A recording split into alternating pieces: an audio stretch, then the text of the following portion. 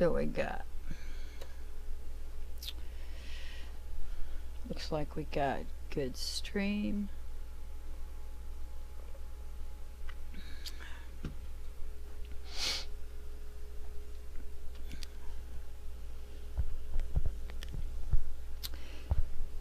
Wait about a minute.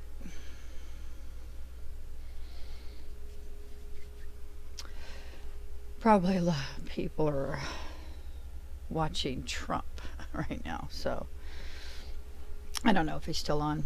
I don't particularly have an opinion on that, what he's saying today. So, oh, we got one. While I'm here, I'll all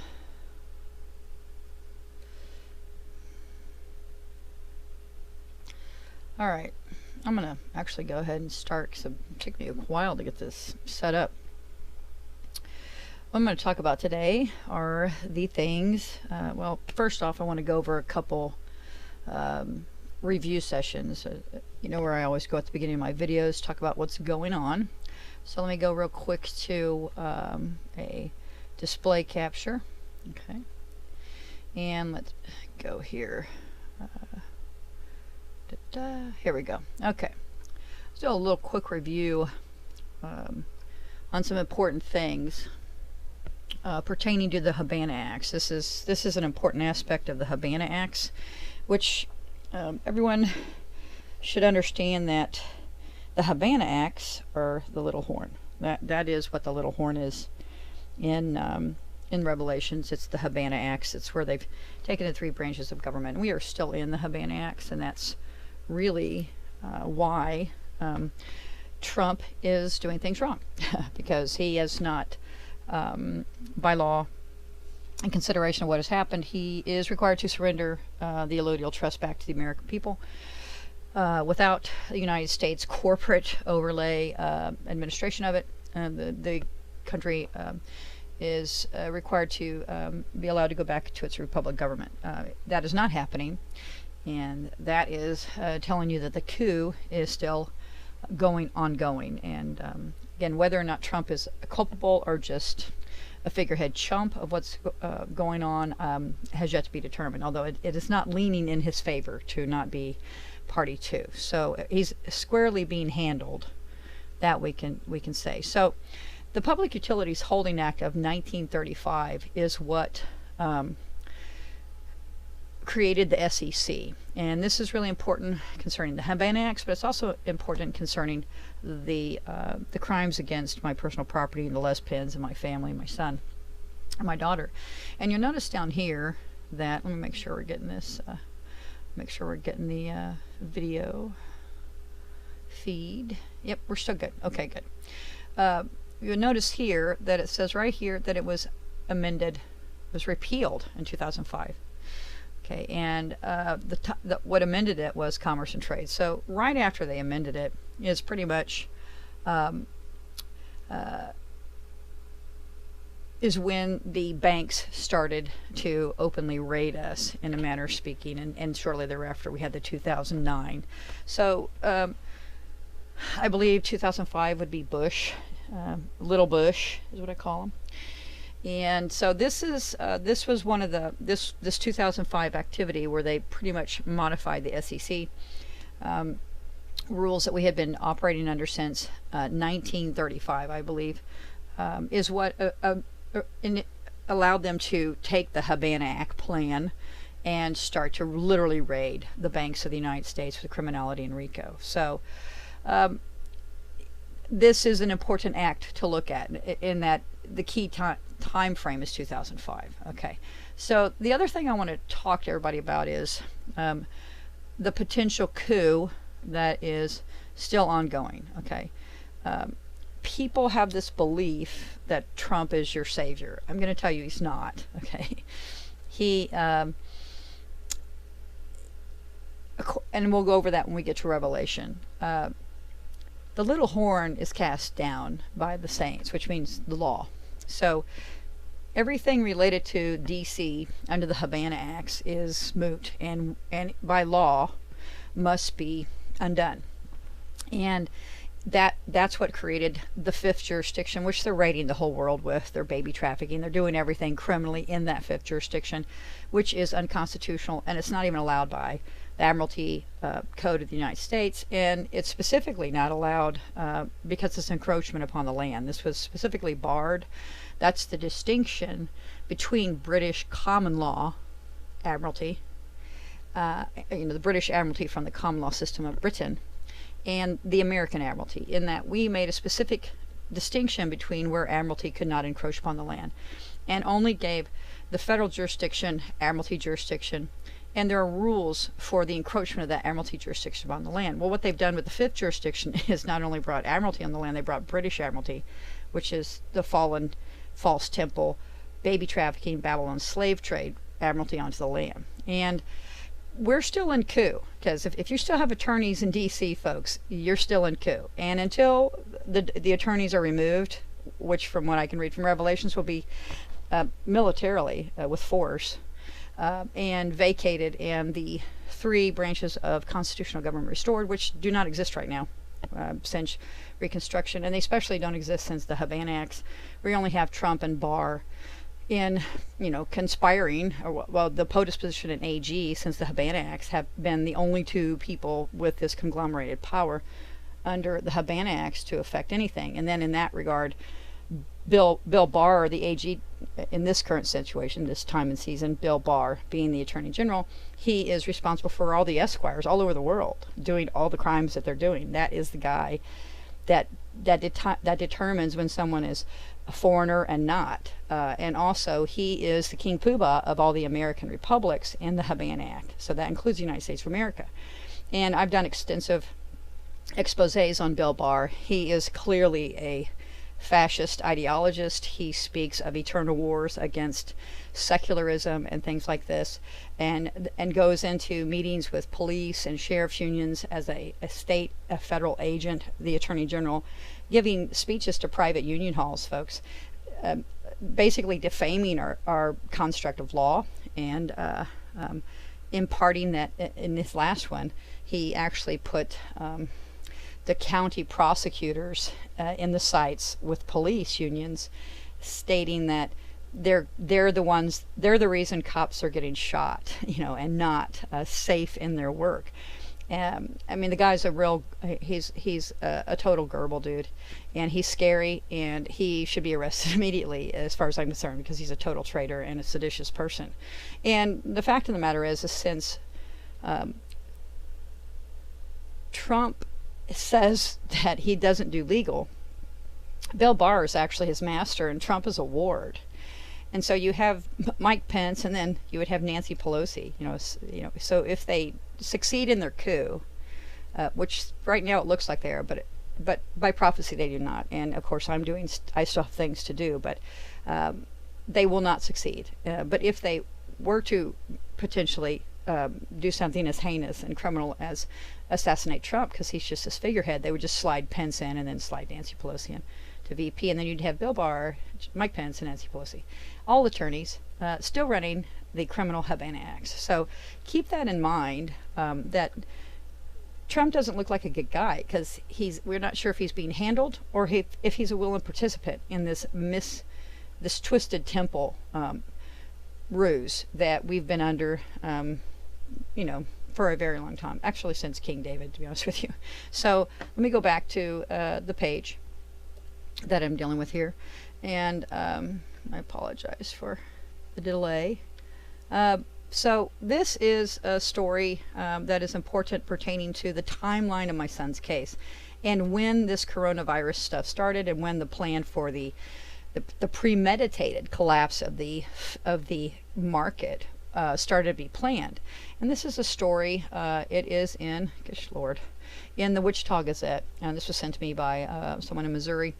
This was dated, you see here, January 14th, 2020. What this story is about how it has been found out that the Department of Homeland Security, quote unquote, in unmarked, well, I guess we should assume they're Department, I don't know, but they were picking up Kansas lawmakers in unmarked vehicles as early, I believe, as October of last year. and we're whisking them away to the local military post in Kansas, and we're giving them private ex parte meetings in not even along party lines. They were actually meeting along party lines. So what was happening is, I think it says right here, here it goes. As lawmakers left the Capitol, released a letter dating the Deputy Attorney General outlining a legal justification for the secret briefings. Republicans and Democrats were briefed separately, and under the Kansas law, the parties are allowed to hold closed-door caucus meeting, but rarely do in practice. Okay, these weren't private caucus meetings, folks. These were where people were being taken in unmarked vehicles with people that didn't have proper identification and being picked up at the State House and taken to a National Guard post and being told by federal agents of undisclosed ABC groups about foreign behavior with foreign people. The funny thing being, though, is that the feds are foreign to the states. So, the distinction of that. So what we do know is that as early as October last year is these fusion, which are called red units. They came about after 9/11, and in the national security, they allowed people from the FBI and the CIA were implanted and embedded in municipal police departments, where they created these little fusion groups, and the feds and the CIA are running the municipalities through these fusion groups. And at the same time, of course, the AG's office says everything's a victimless crime. We're going to turn a blind eye to crimes in the states, while literally the CIA and the FBI are in these municipalities controlling police departments and targeting people who are exposing federal crimes and or bar union crimes and all these things. And they were using the municipal powers, police powers, in these red fusion units to target people as a federal fusion unit. So these are CIA, FBI agents in the states, in the municipal powers, embedded with municipalities in their police departments and their executive officials, mayor's offices, and telling them basically what to do. Okay, this is where Occupy and everything came into being, where the Occupies, some of them were being controlled by the police departments and trying to promote Bolshevik revolutions, while you have others were actually doing the real Occupy work, feeding the homeless, were being targeted. And certain individuals within those systems were being targeted personally with pictures put up on the wall and to be targeted by police. That's one of the things that they did to me. They actually had a picture.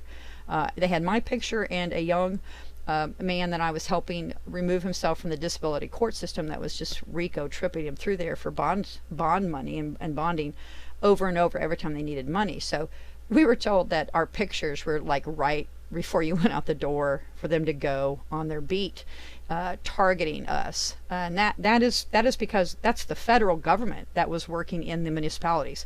So the NSA has been blindly on the backside manipulating the municipalities, controlling them, and running municipal powers from the federal level, criminally, because that would be a crime, separation of powers being dissolved there. But then you're in the Habana Acts. They just pollute the whole. So basically, the Habana Acts was brought to the counties and the municipalities under the NSA after 9/11, which was a false flag. So 9/11 was done so they could bring this federal control, foreign control, red units into the municipalities to target patriots, citizens, American, whatever. To target the people they needed to silence and shut up, and or particular people that they wanted to target for blood money, whatever, for their blood right bonds. And at the same time, remember, the policy of the DOD is, there's no crimes happening. So while they're turning a blind eye, they're turning a blind eye to their own unconstitutional activity. So this report by the Kansas Wichita Gazette is an example of where they were manipulating the legislatures, folks, as of October of 2019. And the only way they found this out, by the way, was because one of the Kansas legislatures made a mistake and said something about Here it goes right here. Military personnel in unmarked white buses arrived shortly after noon to whisk House Democrats and later Republicans to Forbes Field in Topeka, an installation maintained by the Kansas National Guard. The senators were briefed separately. So, again, you're having ex parte meetings, okay, with people who are in different party line. So the feds are coming down, the ABC groups, the red units, the fusion. So basically, the deep state was coming down into Kansas the fall of last year, and I'm just going to tell you, in every state, okay, and they were manipulating, this time, state legislatures, and saying that, and none of this was on the books, okay, so these meetings aren't even in the rolls of the Kansas legislative meetings. So these meetings aren't even registered as ever having happened. So this isn't a matter of, these are ex parte meetings. These are shadow meetings, folks. And they've been having these, and I'm going to tell you, plotting and planning this current coup we're in since October of last year. Mind you, they knew that they had already criminally upped the Fed with my Les Pence. So right there, you have a conspiracy from the federal government in the states. Now, they can say, oh, this is all innocent. No, it's not, folks. It is a criminal act. What they did was criminal in the separation of powers. Okay, you cannot, it actually is it is against the law for the state to conspire with the federal government to undermine the rights of the American people. That's a crime. And that's really what they've been doing basically since 9/11 with these deep state fusion red units. Now, I was introduced to a liaison officer of a red unit, and that's how I know what they're called, because he told me what they were called. And he was just a liaison officer, and I ran into this guy. He actually came and sought me out during Occupy. Now, funny thing about that guy, and I still have his card, the funny thing about that guy is that's the guy that came and talked to me after they'd arrested me, you know, criminally, and thrown me in jail and beat me up and all these other things. This guy shows up at the jail and tries to talk to me. And I say, I don't talk to cops. And he's like, please talk to me. I'm like, I don't talk to cops. So I refused to meet with the guy. I never even walked to the room with him. And the two sheriffs were just like amazed that I just told this cop to go kiss my ass. But the next day is when my life, they tried to kill me in jail and sent this, you know, multiple F2, F3 armed robbing punk little girl to basically, you know, try to kill me. And the next day, so I get a, you know, a massive TBI, having my head thrown into a brick wall with no treatment, I might add, for over a week and a half. Well, this guy, this chick who's up for like 3 F3s with armed robbery with kidnapping, gets out the very next day on probation on an OR. So they paid her off quite well. So I get a visit from the red unit dude who begs me to talk to him, and I say, kiss my ass, and the next day they try to kill me, okay, in jail. And that's what these people do, folks. That literally is what they do. We have a secret service. We have a secret SS Nazi units running around in these fusion centers, targeting people and literally having them murdered. That's what they're doing. And that really is occurring on a daily basis in this country. So let's go back to what we're doing here. So that's one thing. Now we're going to talk about current scenarios. We're going to move forward a little bit. And this is just par for the Nazi bar. It's a story, if I can get it to pull up, on Rolling Stone. And it's pretty bad when Rolling Stone says this, but they're telling you that the DOJ has tried multiple times to suspend the Constitution. Now, anybody who understands constitutional law knows that the Constitution is exceptionally enforced and may not be suspended in times of martial law. That is when you need the Constitution. Okay, that's really what the Constitution is for, is when your government is trying to oppress you.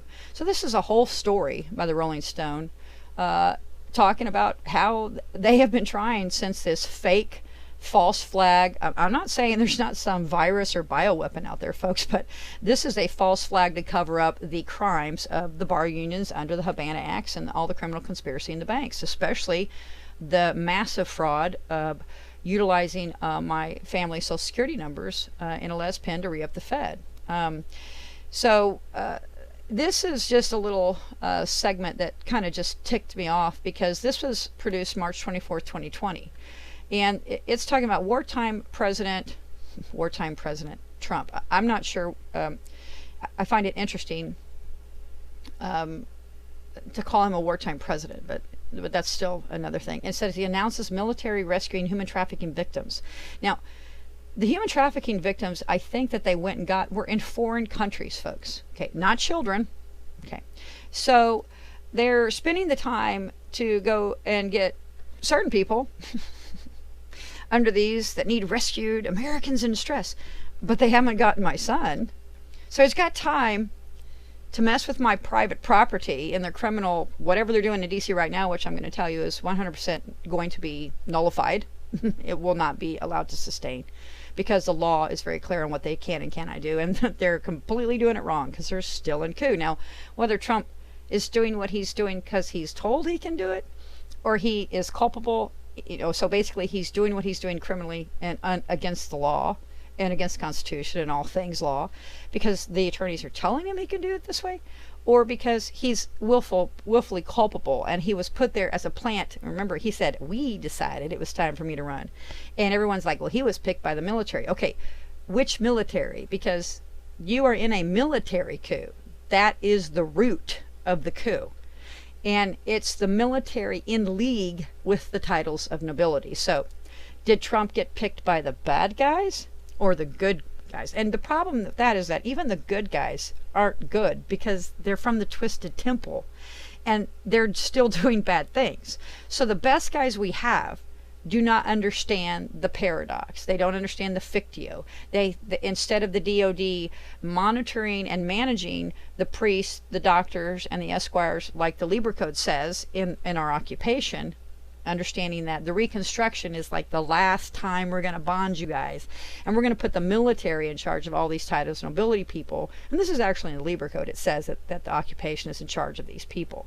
Now, the occupation is not defined, because at the time it may have been a quasi-American republic with commingling of clear British agents, because we just had our treasury completely raided for $28 million and nothing happened. Okay, but in the Reconstruction, the military was tasked keeping commerce going under the maxims of law, in the safety and security of the American people being supreme, and they were supposed to manage and monitor the activities of the priests, the esquires, and the attorneys. Well, and the doctors. What's happened is the esquires and the doctors are running the departments of the military, and the military, instead of supervising them within the common law construct and or the American Admiralty construct, are actually been made subjugated, and the attorneys are telling the DOD what to do, and the attorneys and the JAG are telling the DOD and the military what's allowed in the law, when they're totally foreign, they have no jurisdiction, and they're not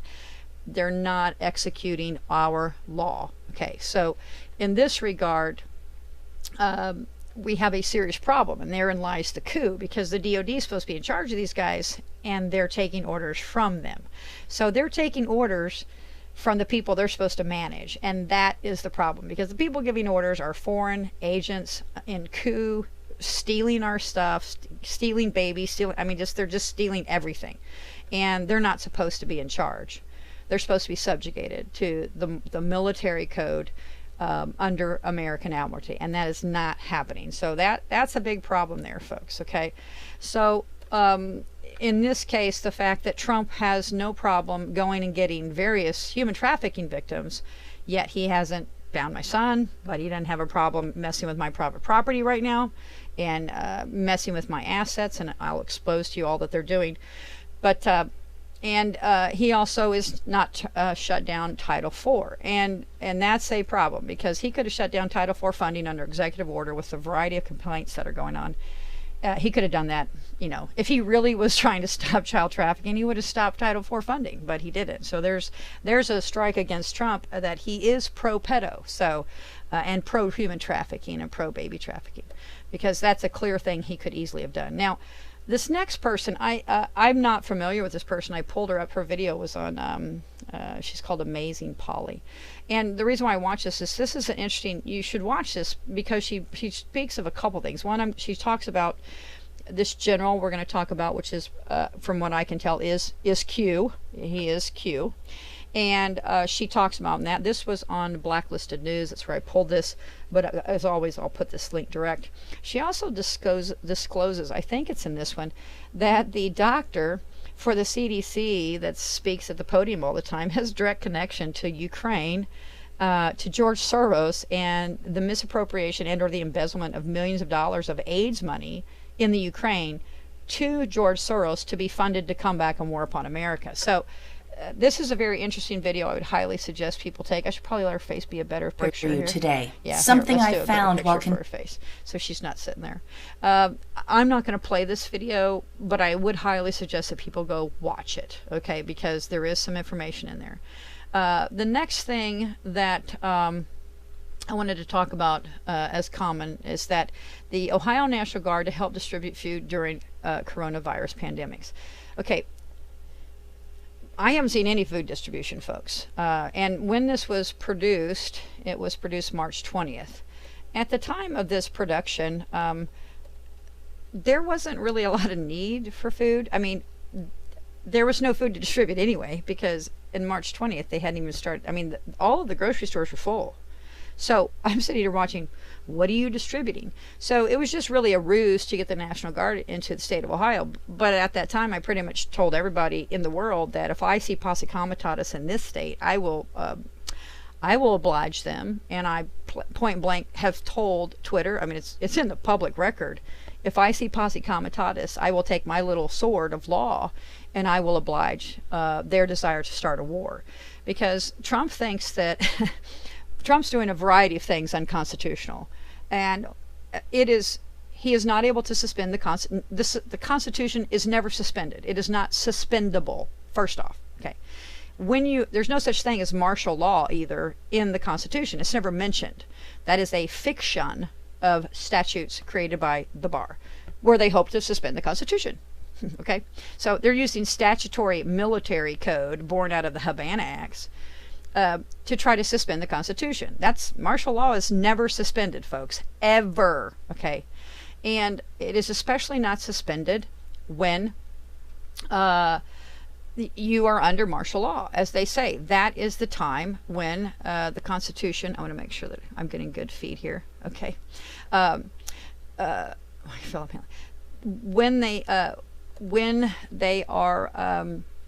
when your constitutional rights are most needed is in the suspension of things like right now. And the fact that you have Trump saying, well, we're only funding the National Guard, so it's not really a federal action. Well, if you pay for it and you pay to have a criminal act done, such as Posse Comitatus, the suspension of constitutional rights, engaging people, stopping people, or for example, moving around when you're not supposed to in the state of Ohio is only a second-degree misdemeanor. So misdemeanors are not arrestable, folks, first off. And you may not stop someone for the purposes of them engaging in a misdemeanor. That's actually the premise of a lot of the crimes in this country, because police have no more power to arrest you than a standard man. So if you are not committing a felony, a policeman has no right to stop you and arrest you at all. And yet they stop and arrest people for pre-crimes, for misdemeanor crap, that they do not constitutionally have the right to do, because no man has the right to stop you in a misdemeanor act. It's a trespass. Okay, so how are they going to give people tickets for not staying at home and listening to your corporate state schmuck, Mike DeWine, when it's only secondary misdemeanor? So the only time you could be stopped is if you were affecting a felony and then be given a second. But, you know, their plan is, oh, I'm going to stop you on a first-degree misdemeanor, traffic ticket, and give you a second-degree misdemeanor. That's all criminal. They can't do that. That is one of the central issues with the abuses of police powers, because the police powers are just there to pre-crime you and to get you to sign a negotiable instrument so they can go bond and steal money off your sus decay. That's literally all it's for. And I'm going to tell you, I'm pretty sure that the reason why it's made a second-degree misdemeanor is because, see, they stopped me and beat me up on the side of a street for a first-degree misdemeanor and arrested me on a misdemeanor. And let me spread the term. Misdemeanor. It means bad behavior. It doesn't mean crime. It doesn't mean tort. It means they don't like the way you act.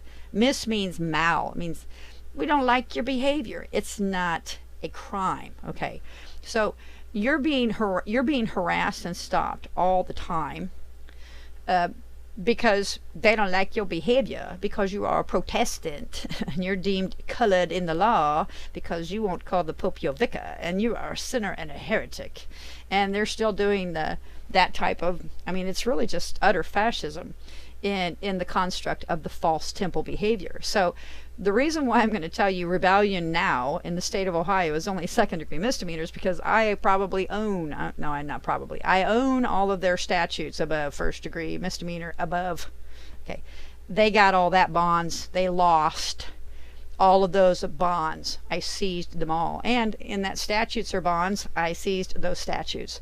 So what has happened in the world that you're seeing, particularly in this country, is they don't have any grants of law anymore. I've seized all of the statutes that they perceived. See, the bar union, if you actually, there's a lot of people tell you in their states, our states say our statutes are privately owned. They're like, how's that possible? Well, what they're telling you is all the bonds are privately owned. Well, none of the bonds are privately owned by anybody but me now in this country, and I've put them in a locked land trust. So the reason why the rebellion, the fight for rebellion in the state of Ohio, which is not listening to your governor of the vassals, is a second-degree misdemeanor, is because they pissed away everything first-degree misdemeanor, not except for felonious crimes now. They literally, if they stop you now in the state of Ohio for anything other than probably an overt felony, that is an act of overt war. So you won't see a lot of cops out here, and you do not see the National Guard in Ohio. If anyone in Ohio sees them, please let me know so I can go oblige, and we can push this issue, and they can make an overt act towards me and be declared overtly warring against the American people, because they're already silently warring against you, surreptitiously, obfuscation, co-optation, all these words I could throw. But you know, posse comitatus, anybody who has police stopping you, you know, to see if you have papers, you're in a state that is being allowed by Donald Trump the Chump to violate the Constitution. So Trump in this regard is completely guilty and being miscounseled, but the law doesn't care. So just so everyone knows that the law does not care that Trump is miscounseled. He's supposed to be the BMOC, but since he don't do legal, that's how it goes. Okay, back to this scenario. I have a little bug over here. Sorry. Let me get back to. Nope, that's the next set. Okay, so the National Guard's supposed to be here, but since this disclosure, I have not seen anyone. And secondly, all of the stores are completely stocked. So the only people who would really need food are the homeless, the disenfranchised. And funny, but the people in Occupy have been trying to feed those people forever. So what should happen is the National Guard should not be doing this. In consideration of what's happening, Trump should have called overt martial law. Pursuant to the facts brought forth in my case, the Congress is de facto illegitimate, full of attorneys. The judiciary is in coup. Article 4, Section 4 is enacted by law, prima facie, and he didn't do it. And he should have called the militia in to do these things. And instead he chose to use the Habana Act's police powers under the corporate charters of the governors of the corporate states to bring in National Guard and to effect posse comitatus, now federally funded, because National Guard is a Habana Act power. It is not a de jure power of the Constitution. So this is the National Guard of posse comitatus folks right now.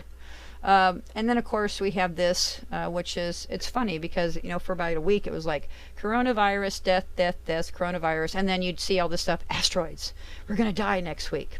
And I mean, between the coronavirus, you're going to die, and there's an asteroid coming, and we're all going to die. I was really surprised that people didn't just go, you know, shoot themselves in the head, and probably a lot of people did, because I don't even watch the news, folks, and just reading through the news feeds, this is Nazi propaganda, this is fear-mongering, this is them trying to destabilize and create chaos. And the funny thing is, you know, the Masonic order is order from chaos, and yet you have the Masons creating the chaos, cultivating it, plotting it in order to act like they're the kings and they're going to be our saviors and bring order to the chaos they created. I mean, that's really what they do. And then this one last thing. Let's see what we have here. Oh, this is important. In Sweden, they are actually putting microchips in their hands. Okay, I'm going to tell you that that this, per biblical fashion and prophecy, is a sign of the end times.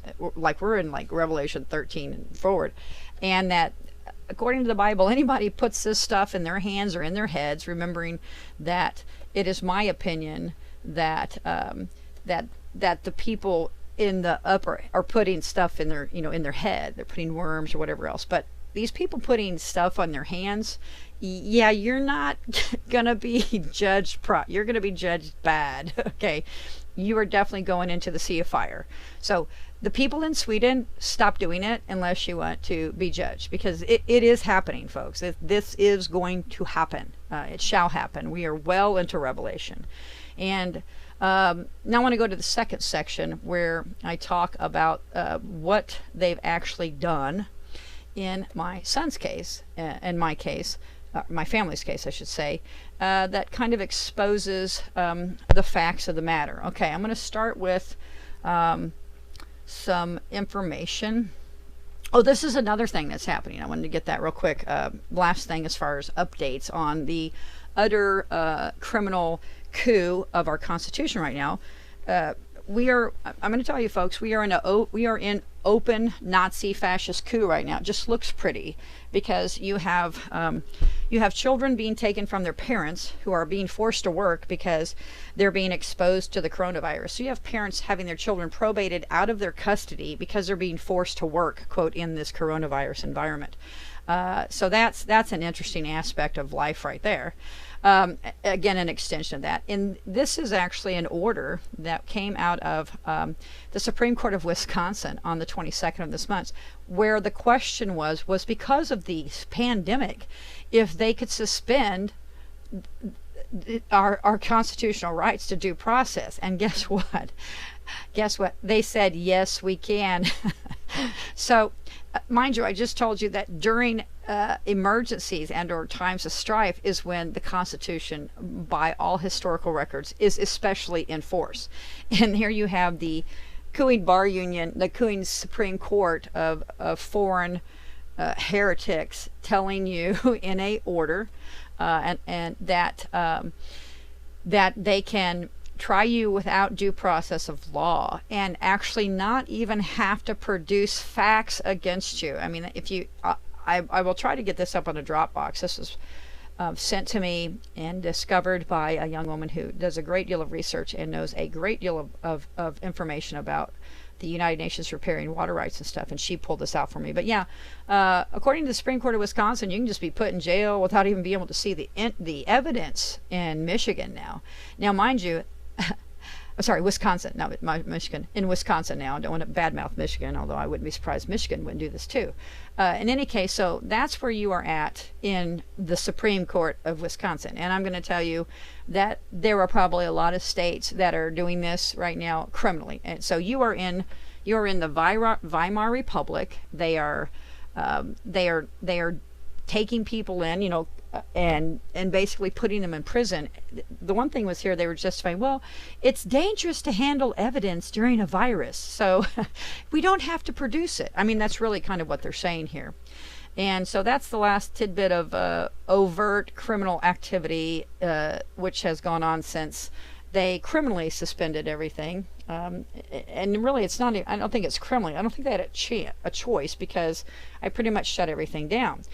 And now, if you recall, what I had said was that they had used my Les pendants, in which I had paired our Social Security numbers and our birth certificates together and put a lien on them in the equity court, and that it never was returned to us. And then, of course, this 1099 allowed them to pay off $104 billion in debt and re-up the Fed. Okay, you want to see the proof? Okay, I got CUSIP numbers, right? And I take out Social Security numbers here and modify them a little bit. But this is my CUSIP number, okay? And you notice here it's called the American Growth Fund, and it is in the common stock of U.S. companies, okay? And that's important. You notice that mine is in the U.S. versus the rest of them. Well, then here you have my wife, Ray, and this is her CUSIP number.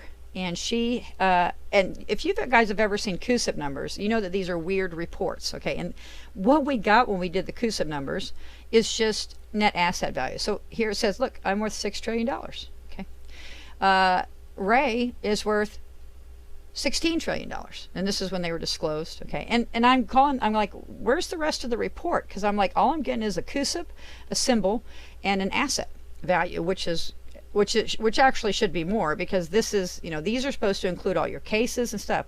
The significance here is it's the T. Rowe Price 2040 fund. So this is in an open-ended corporate in the USA. So what I'm going to show you is that these are actually banking indexes, folks. This is my wife Ray, her CUSIP number is the CUSIP number for the 20-year Treasury bond. Okay, notice it's been incorporated in the USA. Here's my son's CUSIP. He has the PIEOQX. His value, okay, here he is. You have a 7-year-old, going to be 8-year-old boy that's worth over almost half $500 million. Okay, notice he is the International Equity Index Fund. Then you have, and again down here, International Open-Ended USA. Then here's my daughter. Her index is PERX. These are all banking platforms, folks. So she's worth $1.5 trillion at the age of 13. Okay, this is Fidelity Advanced Equity Income Fund, again in the USA. All right, now here's the significance of that. Let me pull this up. You see this International Equity Index Fund? I'll do the split screen here so you guys can see this. Oops, it's not doing it. Sorry. Getting ahead of myself. I'm trying to move it so you can see it. Okay, you see this number right here? 779584107. Oh my gosh, look. It is the CUSIP number for the International Equity Index Fund. So, and then I believe we have another one. Here's the, and what's funny about this is if you actually go look in here, and these are all negative daily changes, by the way, and you can all put these all up. Look at the yield here, -5, but there's a value somewhere in here, and it pretty much matches. Look, half a look. Actually, they took a 0 off that. Looks like. Actually, it took a decimal point off that. So that's even fractionalized there, because if you look at the re-up, the offerings are 1 to 50 or 50 to 100 and 100. You have to basically the rate is an exchange. Here is the Fidelity. Which one is this? The Fidelity Investment. I think this is my daughter's, and here's hers. Here, let me get her CUSIP number pulled up. So what they did is they basically encroached the CUSIP number is the only number between the Social Security number and their birth certificate bond. So basically the Fed reached into the Social Security and tied the two together, which is what my Les Pens did, and that's what I had been attempting to do. But here you go. Here's the CUSIP number for this fund, 305. Okay, here's her number, 305-808-204. So same with, so this is my daughter's asset fund. This is her index bank. So oh wait, let me show you what's on this one so you guys know why no one is buying anything. And then we'll go over this. The top holding, look, Chevron, Wells Fargo, Comp. So these people are all running on my daughter's Social Security number now. So if you're trading on the Fidelity investment platform, you're criminally using my daughter's assets to make those trades. And the CUSIP system in itself was designed, again, by the foreign securities, okay? And I'm going to tell you that these numbers are party to that, this Energy Act, which was changed, the Public Utilities Holding Company, remembering that the United States of America was seized by the SEC and paired with 3 utility companies. So they bound the United States of America to utility companies and then drug it to criminality in 2005, and now they have drug it so far into criminality that they are using Social Security numbers as banking platforms. Well, the CUSIP numbers for the banking indexes and the stock market are the same as my children's Social Security number. So you can make that leap pretty easily. This is, I believe, mine. Hold on, municipal securities. Oh, yeah, these are, so the part of the CUSIPs regulate municipal securities. Remembering that I'm not even in the right place. Let me go back. I'll start over. I hate it when I do that. Okay, let's start over, just in case, because this is very important. CUSIPs, my CUSIP number. Okay, here, worth 6 trillion. Right here, my wife is worth 15 trillion. My son, at the age of 7, almost 8, is worth half a trillion, and my daughter is worth 1.5 trillion at the age of 14. And we'll go back in here and let me do this proper, back to my son's CUSIP. So you all can see this, and you can see it and have no doubt that this is what they are doing. Here's my son's CUSIP number, 77958A107. The CUSIP for the PIEQX index fund is 77958A107. Okay, my daughter. So my daughter is the CUSIP number here for the Fidelity investment. Again, these are all, look at these yields, negative 30%. No one wants to buy these, folks, because they know. Okay, so here's my daughter's CUSIP. Let's pull it over. Again, these are reports I paid for. Well, actually, they were donated. 305, 808, 402. It went 204. Well, that's interesting. But she has the same exchange. Yep, see? So here they've trans the number, but the exchange is exactly the same. My son's is exactly the same, folks. So they're using our CUSIP numbers for banking. And again, the CUSIP numbers are part of the whole SEC. Okay, they're born out of the SEC, as are the municipal security boards that deal with municipal bonds. Okay, the CUSIP system is owned by the American Bankers Association. So the American bankers are the ones that are currently culpable. So, I mean, what you have to understand is when you use systems that are owned by people to effect frauds, those systems become seized. And the problem with that is that now you have all these people who have been tangentially enjoined to a kidnapping of a minor child, which is a tort that brings the penalty of, if he's alive, by statutes, the penalty for this crime is life in prison. If he is not found, or they have murdered him, which again, we don't know if he's even alive. They have never provided proof of life in, I think, 7 or 8 habeases of variety levels that we have brought forth, both in the state, the districts, and even the circuit. The bankruptcy court is the one we just did. No proof of life in all the years he's been gone. So if they do not return him, if he has been murdered by them or found to be dead, then everybody associated with the kidnapping and this conspiracy against substantial rights of this minor, which now includes the Fed agents, JP Morgan Chase, H&R Block, so anybody who's even had their finger in this game, these crimes and torts against my son, if he is not alive, it's death. Okay, the penalty in Title 18, 241 and 242, when exacted against persons of non-compos mentis, minors, or of a disability set, particularly children, it's emphasis in children, the statutes, the penalty for the damage is automatically life. If the child is murdered, it's death. So all these people, which is probably why they're all freaking out now, because now they understand. They've done this activity, and everybody who has taken the Les Pens and messed with it now, and the people in the DOD, and all the people not doing what they're supposed to be doing now in the law, are up for 1 of 2 charges, folks: life or death. And that includes Trump. Okay, that includes everybody.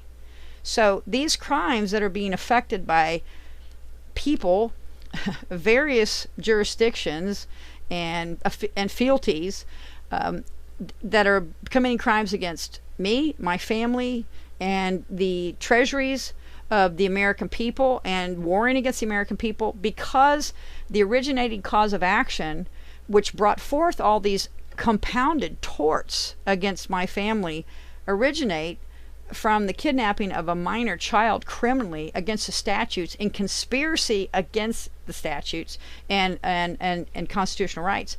Under Title 18, 241, 242, there's only two choices here for crime: life in prison or death. So they're probably kind of freaking out. And maybe that's why attorneys don't like the rigidity of the law, because, but these are statutory statements. These are the statutory defined penalties for the crimes against my son and my daughter. So daughter's fine. She's alive. She's still been torted. So those people related to that tort, they go to jail for life. That's a fact. That's not, and these are prima facie crimes. These are crimes I've already proven. So the reason why they're playing with stuff in the federal instrument is because it only took one time for them to get caught. And the net of the people that are going to be brought into that is huge. And they're all either going to be put in prison for life, or they're going to be put to death. Those are the only two choices. So that's why there's all this fancy dancing up there, because they're screwed. And I mean, they're screwed royally.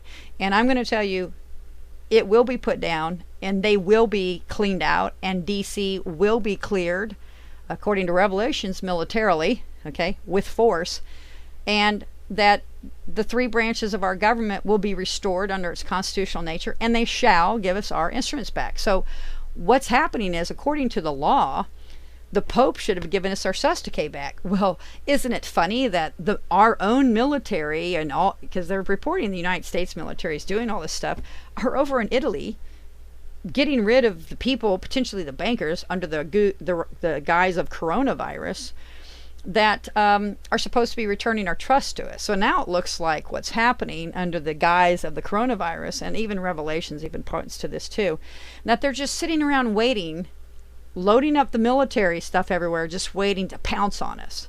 And something critical happens, and that does not happen. But you should presume that there may be a virus, but if you have this a belief that most of this is just total fuckery and a lie and a false flag to cover up what they are doing, to cover up their crimes, you are absolutely accurate in that regard. And it should be looked at that all they're doing is that the military and the esquires are still totally in coup of DC, and now all they're doing is going all over the world and cleaning up their mess and killing all of their witnesses, or taking, even, how about arresting them and protecting their masters when they say that they're dying. They're actually protecting the pedophiles in Rome. And how would we know? And I've told the people that I speak to in the backdoor military corridors that they don't seem to understand, and I've point blank said this. The JAG has no authority in torts against the American people of the nature that they are in. They have the power in trespass and military crimes and stuff like that. When the crimes are of a civil nature, which tort the American people by the Lieber Code and by the Habana Acts and by our Constitution, we handle those crimes. So when the JAG is killing or ordering this, the murder, the execution of people, let's say McCain and Hitler or whatever, if they have been put to death, they didn't have the power to do that. And the reason why they would put them to death is to kill the witnesses. See, we're supposed to have the ability to interrogate those people against the crimes against us and our children in the states, into the common law county levels. And there are federal common law juries, folks. They've had them, and they usually handled treason. Okay, so historically speaking, all of the causes of action where people were charged with treason were federal grand juries, not JAGs, not military guys going and taking and killing people who might know who the real masters are before we get to talk to them. So you're in an utter military coup right now. And that's how you should see it, because if you're not seeing that, you just don't want to see it, because there's all this other stuff. And I feel very sorry for the people who really have not had time to pay attention to what's going on too. I mean, it's thankful, I guess, if they've never been attacked and don't have to see what's going on. But a lot of people are in cognitive dissonance right now, and there's a lot of patriots and a lot of people are learning the law going, I told you so. And again, you know, my last video, I told you everything that did happen, and the Treasury returns are below zero. No one wants to buy the Treasury bonds here, and that's part of the revelation too. It says that no one wants to buy their wares. I'm actually going to read part of that for you guys, and I'll help you interpret it so you will know what shall happen and what is going to happen, because we are in a divine circumstance, and what is going to happen has already been predetermined, and it has been prophesied, and it shall happen. And they lose. Okay, Trump and them lose. The little horn is struck down. That shall happen. So note to Trump, you're doing it wrong, and you're probably going to get tried and potentially hung for treason for what you're doing by a federal common law grand jury when the law is restored. So I really don't know how to help people in accepting that fact, just to tell you, yeah, that's going to happen because that's what the law says. And the law walks, and it is the supreme word, okay? And they will not undo the word. That will not be allowed to happen. So back to this real quick. Now the next thing I want to do is show you. I told everybody I would bust Q out. Okay. So once again, you know, my son's CUSIP is indexed here. So here's okay. So here's another thing that's happening. The CDC leader. Remember we talked about that dude. HHS, which is in charge of everything related to frauds on Social Securities, they have the exclusive jurisdiction on torts on Social Security numbers, is saying now that the CDC people lied to Trump about testing and other things. So I'm going to tell you, Trump's potentially being lied to by everybody around him. Okay, everybody around him is lying to him, and this is a worldwide cultivated false flag. Okay, that's what's happening. Okay, what do we have here? Okay. Now what I want to do is talk about the young. Hold on. Here we go. Okay. There's one here that's not pulling up. Hold on. Here it is. Let's see, refresh this here and see if we can get it. But basically, this is a report from Judicial Watch. Oh, I know what it was. I can read the header. I don't know why it's not. Let me select and see if it's going to do it. Basically, the FBI has suspended its reports, how it reports to, gosh, this is just not liking. I'll have to pull it back up later, maybe talk to it. But it's basically the FBI has suspended, what is this? Why I have this one up? I do not know why I have that one up. It's probably a previous videos they forwarded. The FBI has suspended reporting the deaths under the virus, and I'm going to tell you the reason why they suspended reporting them is the same reason why after all these false flags you end up with FBI reports that no one died. Okay, it's not liking. Have I lost? Okay, so I'm going to go over this guy right here. This guy is Q, from what I can tell. This guy reported, and again, here's the amazing Polly. She has a full video, and that's the one I spoke about earlier. She brings forth this guy, and this guy, if you can't hardly see down here, is the U.S. Army Garrison Baradu. I have this up, but he is the guy in charge of this. Okay, here he is. Department of the Army, which is problematic. So this is U.S. Army Garrison at Benelux. Okay, this guy's name is Custer, Sean Hunt Custer. He's Colonel Q. Get it? And the interesting thing about this guy is in this video. Look here. She points out that he does a update on the territory he's in charge of, and lo and behold, he's in front of this giant bunny. He's doing a video with a white rabbit behind him, folks, holding a blue and a red egg. Okay, this is your Q dude. Okay, this is QAnon. And mind you, again, this is, let's see if we can get these up. I'm having trouble with I have a feeling they're not liking what I'm doing, maybe. And this is even someone saying, meet Colonel Custer in the White Rabbit, just a coincidence. So this is even people saying, I mean, he's running around as the Custer. People are talking about on Twitter as the Custer. The problem with this guy is that, two things, twofold. Look here, Colonel Sean Hunt Custer, a native of Charlotte, North Carolina, earned his commission in the United States Army, not Navy. Remember, the United States Army, folks, is a creation post-Reconstruction. It was created by Lincoln, by bonding the Reconstructionists. He actually created his own court, a special court in Louisiana.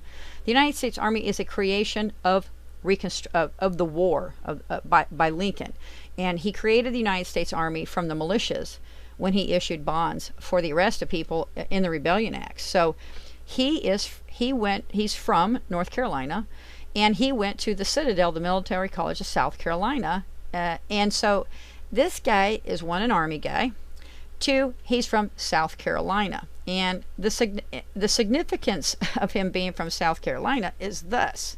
Okay, I'll put this video back up.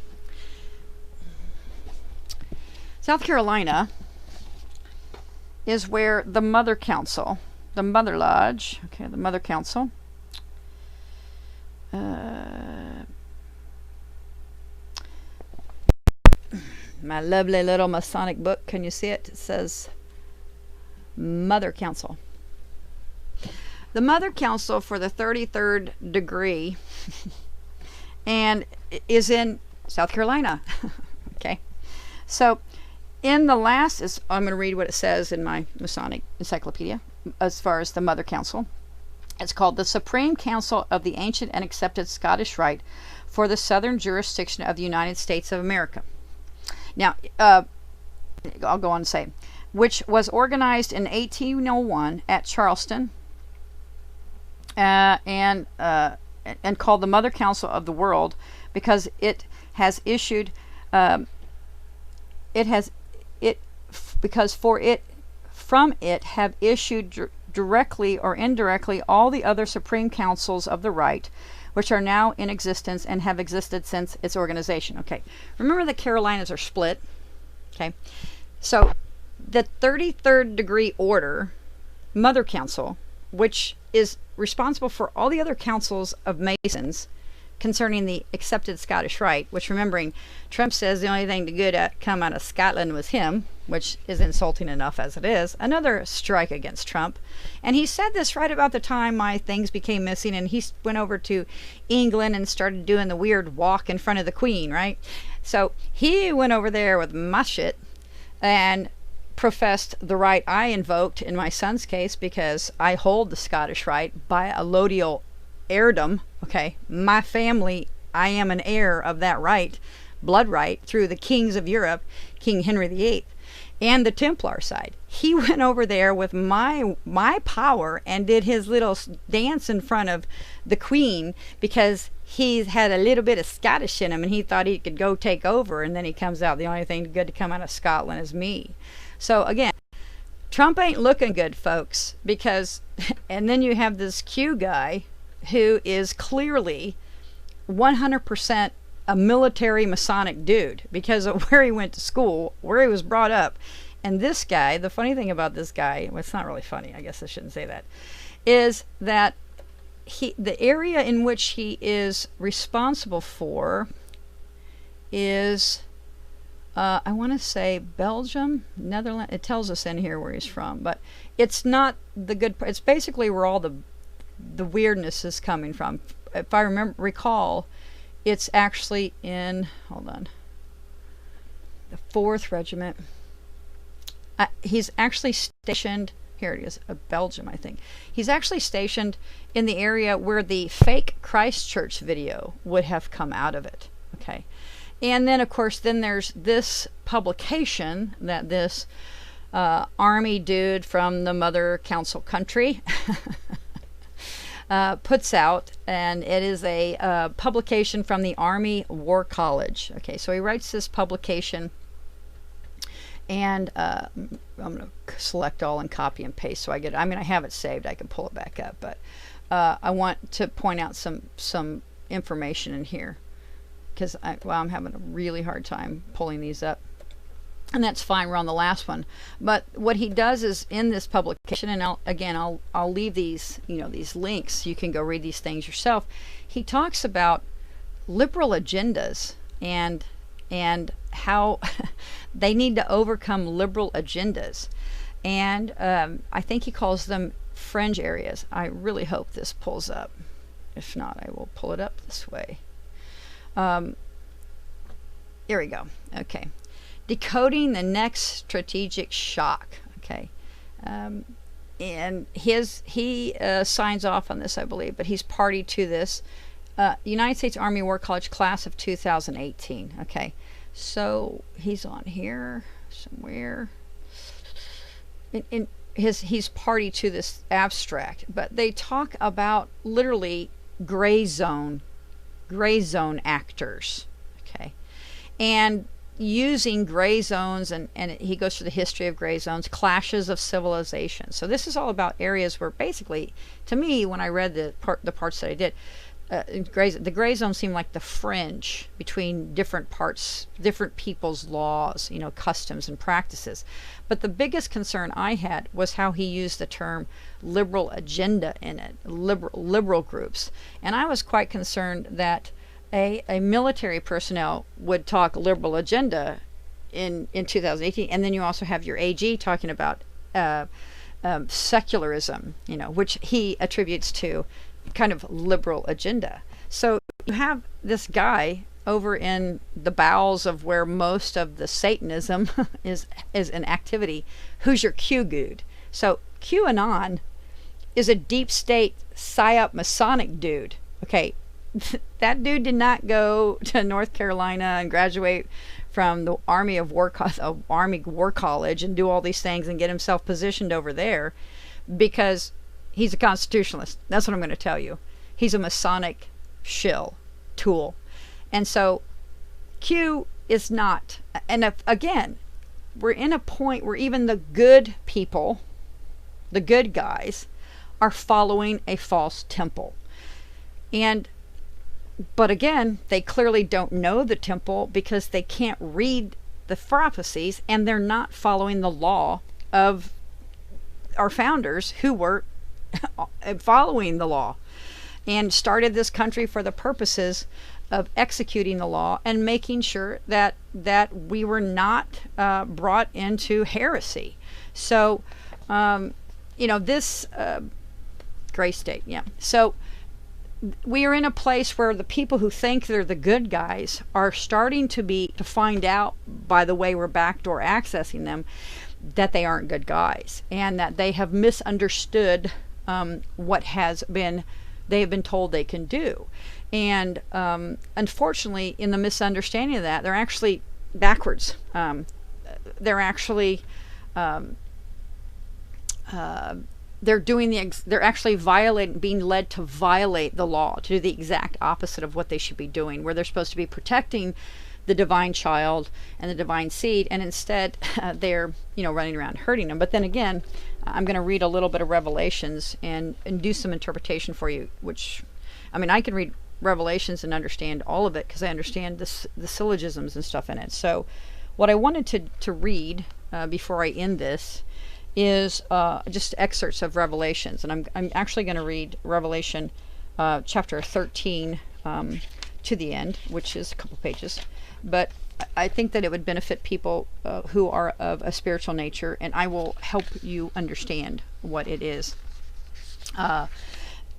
what each description, what each entity that's described in it is. Okay, and I'm going to start with chapter 13, which is the beast with 7 heads. Okay, and then hopefully this will help you all feel a little easier about what is happening, because as I said, we're in a divine construct, and what's going to happen is going to happen. It's all prophesized. It's all right here. Okay, so chapter 13. It's called The Beast with Seven Heads. Okay, let me get a drink real quick. I like to read the word proper. Okay. And I stood upon, now mind you, before I start reading this, mine is an 18, I have to photocopy this because it's actually really tiny print. I have to take a magnifying glass to read it. This is the Holy Bible and the Old and New Testament in the original tongues. Okay.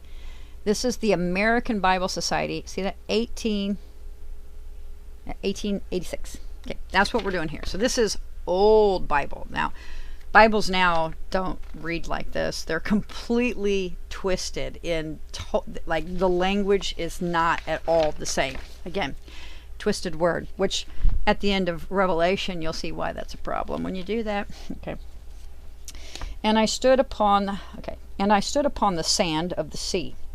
Again, the fringe that he's describing, he's sitting in the fringe where the sea overlaps onto the sand. He's saying, I'm sitting in the fringe. And I saw a beast rise out of the sea, having 7 heads and 10 horns, and upon his horn 10 crowns, and upon his heads the name of blasphemy. And the beast that I saw was like unto a leopard, and his feet were as the feet of a bear, and his mouth as the mouth of a lion. And the dragon gave him his power, and his seat and great authority. In this regard, the dragon is the Rothschilds. The red dragon, the red unit, the red dragon in Revelation in 11. Okay, starting to get it? And I saw one of his heads as if it were wounded to death, and his deadly wound was healed, and all the world wondered about after the beast. Now, the wound is the wound of the Civil War, and that's literally, the beast was almost cut into 2, and it survived the wound, and so everyone's just astounded by that. So, and they worshipped the dragon, which gave power unto the beast, and they worshipped the beast, saying, Who is like unto the beast? Who is able to make war with him? Again, in any time you're talking about the dragon in the Revelation here, you are talking about the red dragon mentioned in 11, which is the red dragon family crest of the Rothschilds. Okay? And the queen, and all the minions of the popes, baby trafficking, Babylon banking, the bloodlusters who wait to eat your babies. And there was given unto him a mouth speaking great things and blasphemies, and power was given unto him to continue 42 months. I'm going to tell you that's Trump. And he gets 42 months. That means he's about to the end of his presidency. Okay. And I have made it clear that I am very concerned for his safety. And it may just be that I'm feeling the concern for his eternal soul. I do not know, but regardless, he's walking around giving speeches for a while without any seals on the podium. Okay. And again, DC corporate Habana Act, United States Corporation as a federal corporation is done. It is no more in law. Okay. It's done. So it got finished February 29th. Oh, wow. That's 42 months after Trump took office. Like literally almost to the day. 42 months. Okay. So it's gone. Let's go forward. Verse 6. And he opened his mouth and he opened his mouth in blasphemy against God, to blaspheme his name and his tabernacle, and them that dwell in heaven. And it was given unto him to make war with the saints, and to overcome them, and power was given to him over all kindreds and tongues and nations. Kind of like now. And all that dwell upon the earth, shall worship him, whose names are not written in the book of life of the Lamb, slain from the foundations of the world. If your name's not in the book of life, it's in the book of the dead. Okay. And I haven't done a whole big eschatology about really where we are under Sethism, in that you have to understand Christianity is not Christianity. It was called Christianity because they killed Christ. Okay. Christ was a practicer of a faith that has been around for thousands of years, back to the time of the pharaohs and before that. So Christianity is a misnomer for Sethism. Okay. And that is the religion that Christ was actually the moon child of. Okay, he was the second thrice child. Okay, so he was he was literally the divine seed child of the moon under Zoroastrianism and the Egyptian tendency, and that's why they were in his temple, and that was his temple, in the Temple of the Moon. I haven't done a big long thing about that, but when they talk in the Bible, they always talk about the Book of Life. They're not want to talk about the Book of the Dead, because that would expose to you that it's Sethism. Because Seth, in the Egyptian sense, he determines who goes in the book of. He's the keeper of the Book of Dead. So when they're saying that these people are in the Book of Life, they're telling you that they're in the Book of the Dead, on the dark side of the moon. Okay, that's what they're telling you, according to the true faith that this whole realm is under, versus the false temple with the twisted Greek codex, twisted by the Hebrew words, okay, that are twisting the prophecies from the original religions and into a bastardization of it. That is the false temple. That is the whore. That came forth from the lost tribes that came out of Egypt. It's those people that we're trying to pull the good people out of, so that they're not lost and left in the Book of the Dead, because not everybody, as Jesus tells you, belongs in hell that is even there. So just because people are bound up in a construct of heresy does not mean everybody in it is guilty of heresy. Okay, so okay, 9. If any man have an ear, let him hear. He that leadeth into captivity shall go into captivity. He that killeth with the sword must be killed with the sword. Here is the patience and the faith of the saints. What that's telling you is, if you use violence, you're going to die by violence in this regard. If you, and pointing to the fact that you need to speak not with violence and death, but in this case with patience and words.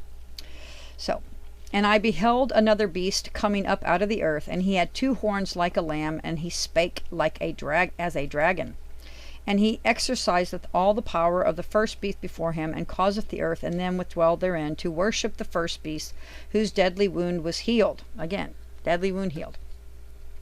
And he doeth great wonders, so that he maketh fire come down from the heavens on the earth in the sight of men, and deceiveth them that dwell on the earth by the means of those miracles which he had power to do in the sight of the beast, saying to them that dwell on the earth that they should make an image to the beast, which had the wound by a sword and did live. And so, in my opinion, that's the reconstruction. Okay, but that's me. I do a pretty good job interpreting these, by the way, in a historical eschatology sense. And he had power to give life unto the image of the beast, that the image of the beast should both speak, and cause that as many as would not worship the image as the beast should be killed. And he causeth all, both small and great, poor and rich, free and bound, to receive a mark on their right hand, as in their or in their foreheads. In, not on, in. So the mark of the beast is on your hand, where they're getting it in Sweden, or in your head, as in a worm, or whatever they're doing. And he causeth all, both small, sorry, and that no man might buy or sell, save he that had the mark, or the name of the beast, or the number of his name. Social Security number, CUSIP, all these things.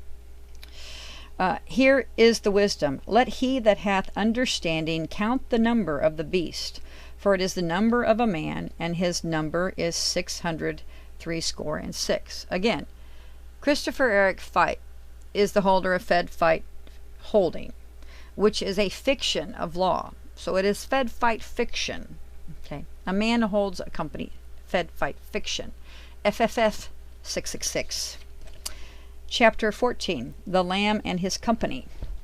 And I looked, and lo, a lamb stood on the Mount Sion, not Z, S, Sion. That was the temple David overthrew. Okay. And with him 144,000, having his father's name written in their foreheads. Again, in the mind. And I heard a voice from heaven, as the voice of many waters, and as the voice of a great number, And I heard the voice of the harpers harping with their harps. And they sung as it were a new song before the throne and before the four beasts and the elders. And no man could hear that song but the 144,000 who were redeemed from the earth. So this is the sons of Sion coming out of the whore that they're talking about here. And they go on to speak about this. There are they which are not defiled with women, that they are virgins. These are they which follow the Lamb whithersoever he goeth. These were redeemed from among men, being with firstfruits unto God and to the Lamb. And in their mouth was found no guile, for they are without fault before the throne of God. In that regard, it means they've done no crimes against children that would be cause their self to have a guilt less than the weight of a feather. Again, I need to do an eschatology on that so you understand some of the actual Sethism aspects of the faith that Christ was actually of, that they now call Christianity, but it's twisted from his eschatology. And that's Christianity really is the false religion of Sethism, with Christ as the second thrice child's name put on it and twisted out of his temple into their heresy by the Hebrews, by the way, by the changing of the codex and the twisting of the words. Most people don't know that if you take alpha, I am the Alpha and Omega, the Greek letters A, O, E, Alpha, Omega, Epsilon. If you translate that to English, it means I house. It doesn't mean Yeshua. It means I house, as in I am the house of the Lord. Okay, so the Greek lexicon Alpha Omega is the reiteration of Christ's language saying, I am the house of the Lord. I house. This is my house. I house. I am the Alpha. We all are the Alpha and the Omega. If you walk in I house of the Lord, if your body is the house of the Lord, you are the Alpha and the Omega. That is what Christ was trying to tell everybody, that you embody hypostasis in your house of the Lord. They don't want you to know that. That would be too easy. Okay. And in their mouths was, okay, and I saw another angel fly in the midst of heaven, having the everlasting gospel to preach unto them that dwell on earth, and to every nation and kindred and tongue and people, saying with a loud voice, Fear God, and give glory to him, for the hour of his judgment is come, and worship him that made heaven and earth and the sea and the fountain of water. So that would be honor the great God of all, not the little Elohims, the great God that made all things, not the little Elohims.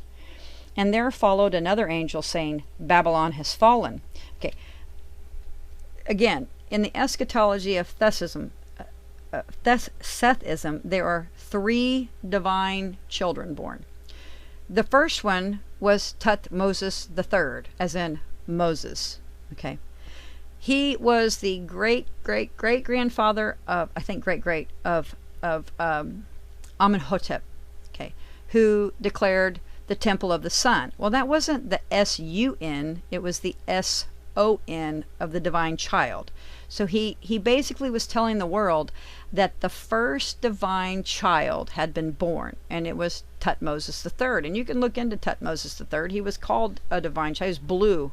That's the key, is when they're blue in color, which is a sign of royalty, bluish green.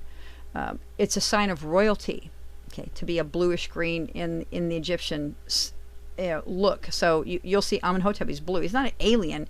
He's considered of a divine bloodline, because these divine children are self-incarnated, which is what the Egyptian, or the Kemites, they're not really Egyptians, the Sethians knew this secret divine knowledge, that we self-incarnate, that we have a divine DNA, and that if the circumstances are right, and people who go and talk about the Anunnaki, when they talk about making mankind in the little glass versus the clay, they didn't make the magic blood soup. They just put it in. So basically what they're talking about when you look at the eschatology of the Anunnaki is these scientists that came and take things from our planet and made us out of, like, basically our DNA self-incarnates, and we self-fertilize, and they were able to take us and self-fertilize a slave race out of us. So they basically pulled us out of the mud, and we were sitting there laying, and they made a slave race out of us. And it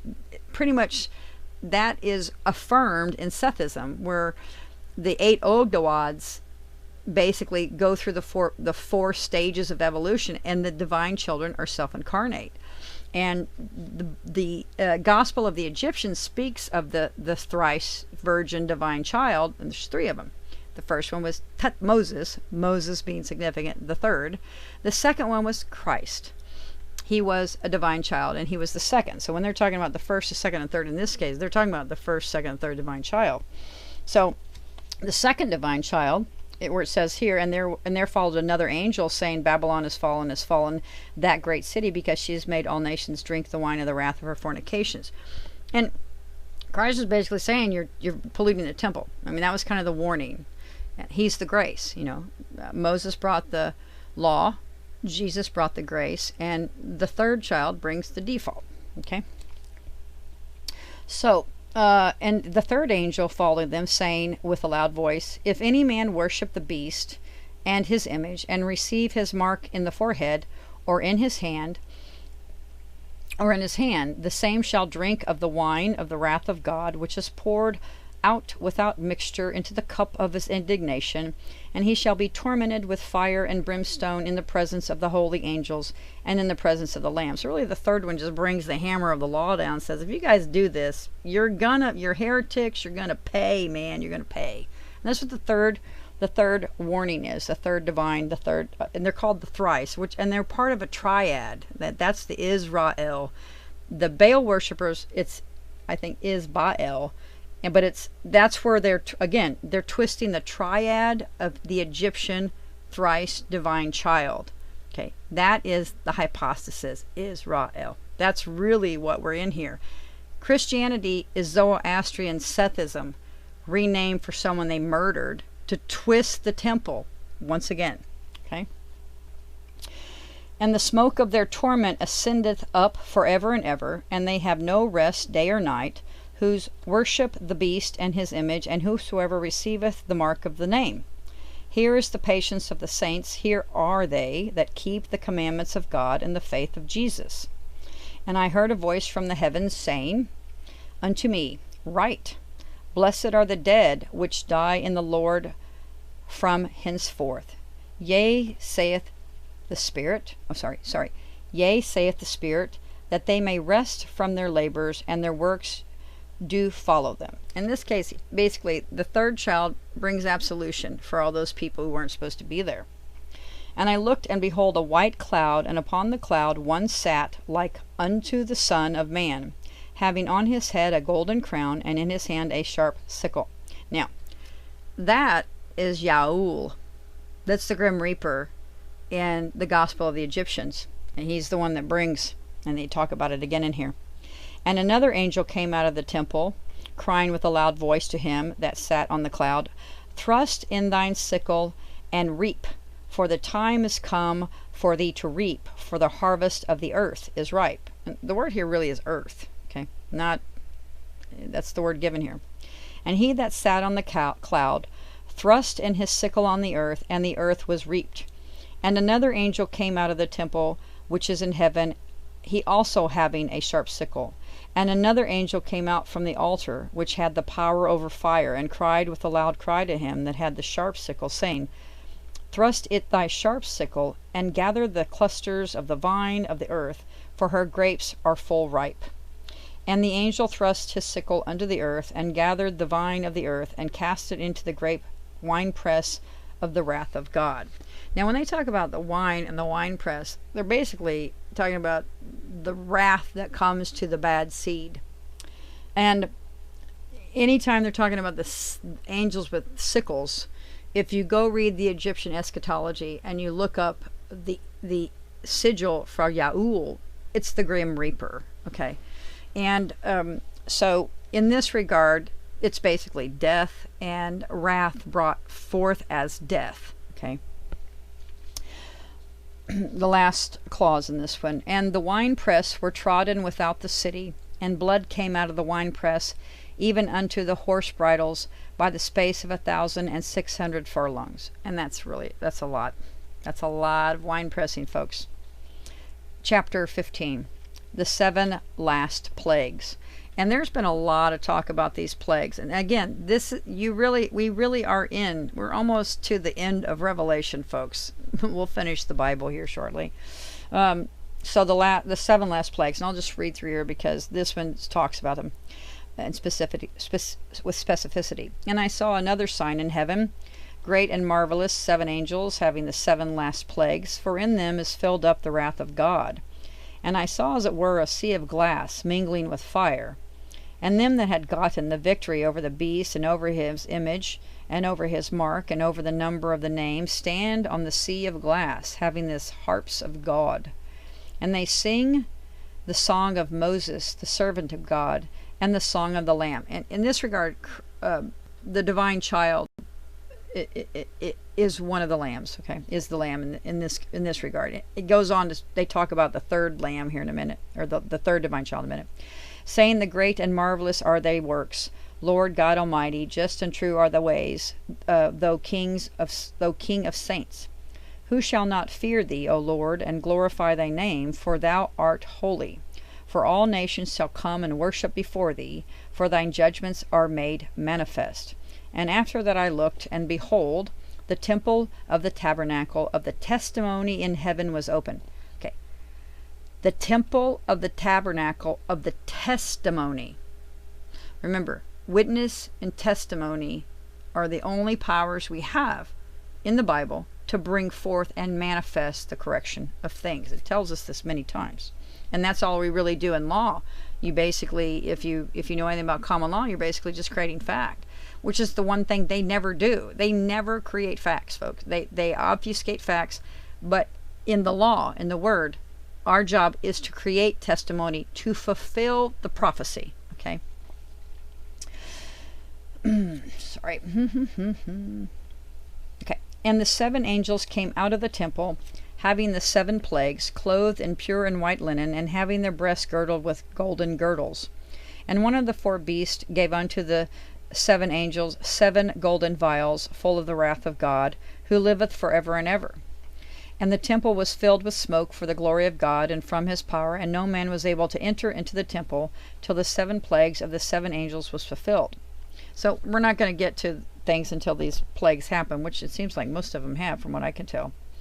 Of the vials full of wrath, chapter 16 is called Of the Vials Full of Wrath. So this is the wrath, folks. This is, again, in the original tongues, they tell you what things are. It's just a matter of trying to figure out what all the symbolism means and all the allegory and metaphor means, and try to apply it to whatever era. I mean, this actually applies to our period and our era of time. It did not apply, 1,000 years ago, and people have been trying to figure this out for years. And right now, we're basically in it. So I would definitely heed wrath. So now I'm going to talk about the vials full of wrath. And I heard a great voice out of the temple saying to the 7 angels, Go your way and pour out the vials of the wrath of God upon the earth. And the first went and poured out his vial upon the earth, and there fell a noisome and grievous sore upon the men who had the mark of the beast, and upon which they worshipped the image. And the second angel poured out his vial upon the sea, and it became the blood of the dead men, and every living soul died in the sea. And the third angel poured out the vial upon the rivers and fountains of the water, and they became blood. And I heard the angel of the waters say, Thou art righteous, O Lord, which art and was and wast and shall be, because thou hast judged thus. For they have shed the blood of the saints and the prophets, and thou hast given them blood to drink, for they are worthy. Again, these people are blood-drinking pedivores who mutilate and harm children.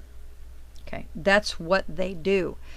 And that's the exact opposite of what they're supposed to be doing. They're supposed to be holding the divine children like up high and doing everything to protect them. But instead, they're eating them. And that's the Satanism, the twisting of the temple, where they're doing the exact, I'm talking exact opposite of what they're supposed to be doing. Okay, and I heard another out of the altar say, Even so, Lord God Almighty, true and righteous are thy judgments. And the 4th angel poured out his vial upon the sun, and power was given unto him to scorch men with fire. Well, one aspect of this in the Zoroastrianism is we're dealing with 5 planets. We're dealing with the temple of the moon, the temple of Jupiter, the temple of Saturn, and the sun. That's 4. I think there's one more that comes in. I think Mars. Oh, Mars. That's right. So we have Mars, which Romulus was the son of Mars. Him and his Remus were sons of Mars. Romulus created the Roman Republic, and he threw his spoils of war with the Sabine, with the quote rape of the Sabine women, who were Zoroastrians, by the way, and the heirs to the Emerald Tablets of Thoth. So Romulus marries Sabine woman, and the king without the king, the father or the brother's consent, and the king gets mad, and Romulus has 1-to-1 combat with the king, and he kills him, and he carries, he takes a tree trunk of oak, I believe, and nails the king's armor to it, and carries it up to this hill that's already there, and throws spoils, spoila optima, onto the temple, and declares it the temple of Jupiter. Well, that mound was the temple of the moon, and he just threw Jupiter into the temple of the moon, and then later into the Roman Republic sense the temple of Saturn, through marriage contract ceremonies of the people of the Roman Republic. The temple of Saturn was brought in to do these marriage things, and then as that morphed in, Saturn was the temple of Saturnia. Satan was the treasury of Rome. So the treasury of the moon, or the moon child, the moon god, had Jupiter in it, which is the if you're into astrology, is the planet of familiar and personal relationships, interpersonal relationships, marriage. And then the temple of Saturn was thrown in that, which was at the time the treasury of Rome. I don't know what astrology-wise what Saturn stands for, but I do know it in Roman. And then so now you have the moon, Mars, Jupiter, Saturn, and then the sun is involved in that too. So you have 5 planets in that regard. So when they talk about the heavens and giving power to the sun to scorch men with fire, that has to do with the temple of the SU versus SON, okay, in Zoroastrianism. This is all about the eschatology of light, I should say. Again, I need to do a big thing on the eschatology of Sethism and Zoroastrianism, because when God says, I am the way, the truth, and the light, he's talking about the light from the stars, okay? So they're giving you the Hollywood pedo stars so that you don't look at the stars above, okay? Was the black sun Saturday, right? But Saturn has a mean, like if you go into astrology, it'll say Saturn governs these activities, and I don't remember what they are. But so Christ comes in, and the way that they morphed, the temple of Saturn got put into the temple of Jupiter, which is in the temple of the moon. So that's the eighth temple is hidden because Jupiter's sitting in it. Regardless, the way Saturn got there is that, again, the rape of the Sabine started this festival, which is held on the 15th of February, not the 14th of February. I can't remember the name of the festival, but what it was is all the bachelors, as after the original party Romulus threw, so that all the Roma men could find wives and have babies and start the Roman Republic, because they had established this land as freed slaves and had said, we're going to be a Roma. And they wanted women to marry, and they asked them, and they talked to them, and they didn't ask their fathers, and that pissed their fathers and their brothers off. And that's where the whole argument with the rape of Sabine, where Romulus establishes that any spoil of war born out of conflict in private contract between sons, fathers, mothers, daughters, husbands, wives, is in the temple of Jupiter. Okay, so over time, they have the same type of festival, kind of to celebrate the rape of the Sabine, which it's funny they call it the rape of Sabine, because there was no raping. They actually agreed to marry them without basically outside of the known law at the time, because at the time, in order for a woman to get married, you had to go get the authority of the father or the brother to do it. Okay, so everyone in the world was pissed off that these badass ex-slave dudes talked these daughters beings into marrying them and didn't ask nobody. And they could do that because they were badass men, right? And so Romulus, the son of Mars, who's a demigod, kicks this dude's butt and says that from now on, anything in the Roman Republic that's a spoil of war from private combat, kings to kings, actually I think any spoil of war becomes, goes into the temple of the family as private property of the people, the Roma. So then the Temple of Saturn gets put in there by these yearly festivals where all the bachelors and bachelorettes come in and put their names in a bowl. And I think they mix the bowl. Yeah, I think they do some old, sacrificial blood. I don't know if they put blood in there. I think they do put blood. There's a blood sport where they run around, the men go and whip the women with bloody. I mean, it's an interesting description. Regardless, the person who brought that aspect of this activity that we now relate to as Valentine's Day, that's been morphed, and I'll explain how that in a second. The priests from the Temple of Saturn were goats, and they would bring goats in to sacrifice them to do this blood thing that they did, where the men would basically, it sounds like a big bloody orgy the way they describe it.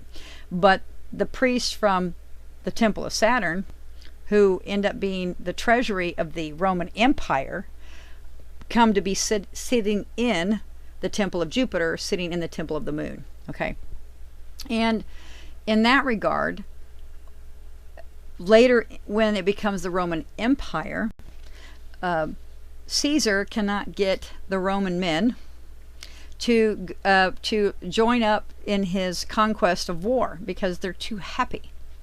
So he edicts throughout Rome that he forbids any Roman men of the Roman Republic from marrying. Okay, well, there's this guy named Valentine who says screw Caesar, and he continues to marry the Roman men in the Temple of Jupiter against the will of Caesar, and he is executed. Okay, and that is Saint Valentine, folks. So Saint Valentine is a priest of the Temple of Jupiter, which is where marriage contracts were made, who continued to marry the Roman Republic men to their women against the orders of the Emperor Caesar. So that's who Saint Valentine is, and how Valentine is actually a pagan holiday of marriage contracts. Interesting about the way, well, I wouldn't say pagan. Pagan is very twisted. It's the oldest religion in the world because it was the established religion that everyone got along in. It wasn't until it got twisted during the periods after the conquering of Sion and actually the exodus of Egypt that it all got twisted. So the interesting thing about the contracts in the Republic is it's the same kind of as the Thrice, and this is where again the words are twisted. There was a group of people called the Thrice who helped the Persians conquer, and the Thrice had the same kind of habits as what are described in the Roman Republic, where marriage was only a year at a time, because in the Roman Republic these bachelors and bachelorettes would get together and they'd only pair for a year. Now, if a child was made in that year, even though at the end of that year they may not continue to be married, that child was considered a lawful republic citizen because it was brought together by a willful contract. They may or may not be married after a year. It's kind of like a year. I would say they would try marriage for a year after only meeting at this. And I'm sure that they knew each other before they went in, but it was kind of like the yearly marriage festival. And marriages were renewed every year. So what you're supposed to be doing on Valentine's Day is not just taking your wife or your husband out to dinner. You're supposed to be sitting and deciding whether you want to stay married, if you want to change the contract of marriage or anything like that. I'm almost done. And but until then, so they're supposed to renew it. So there's a whole bunch of history concerning.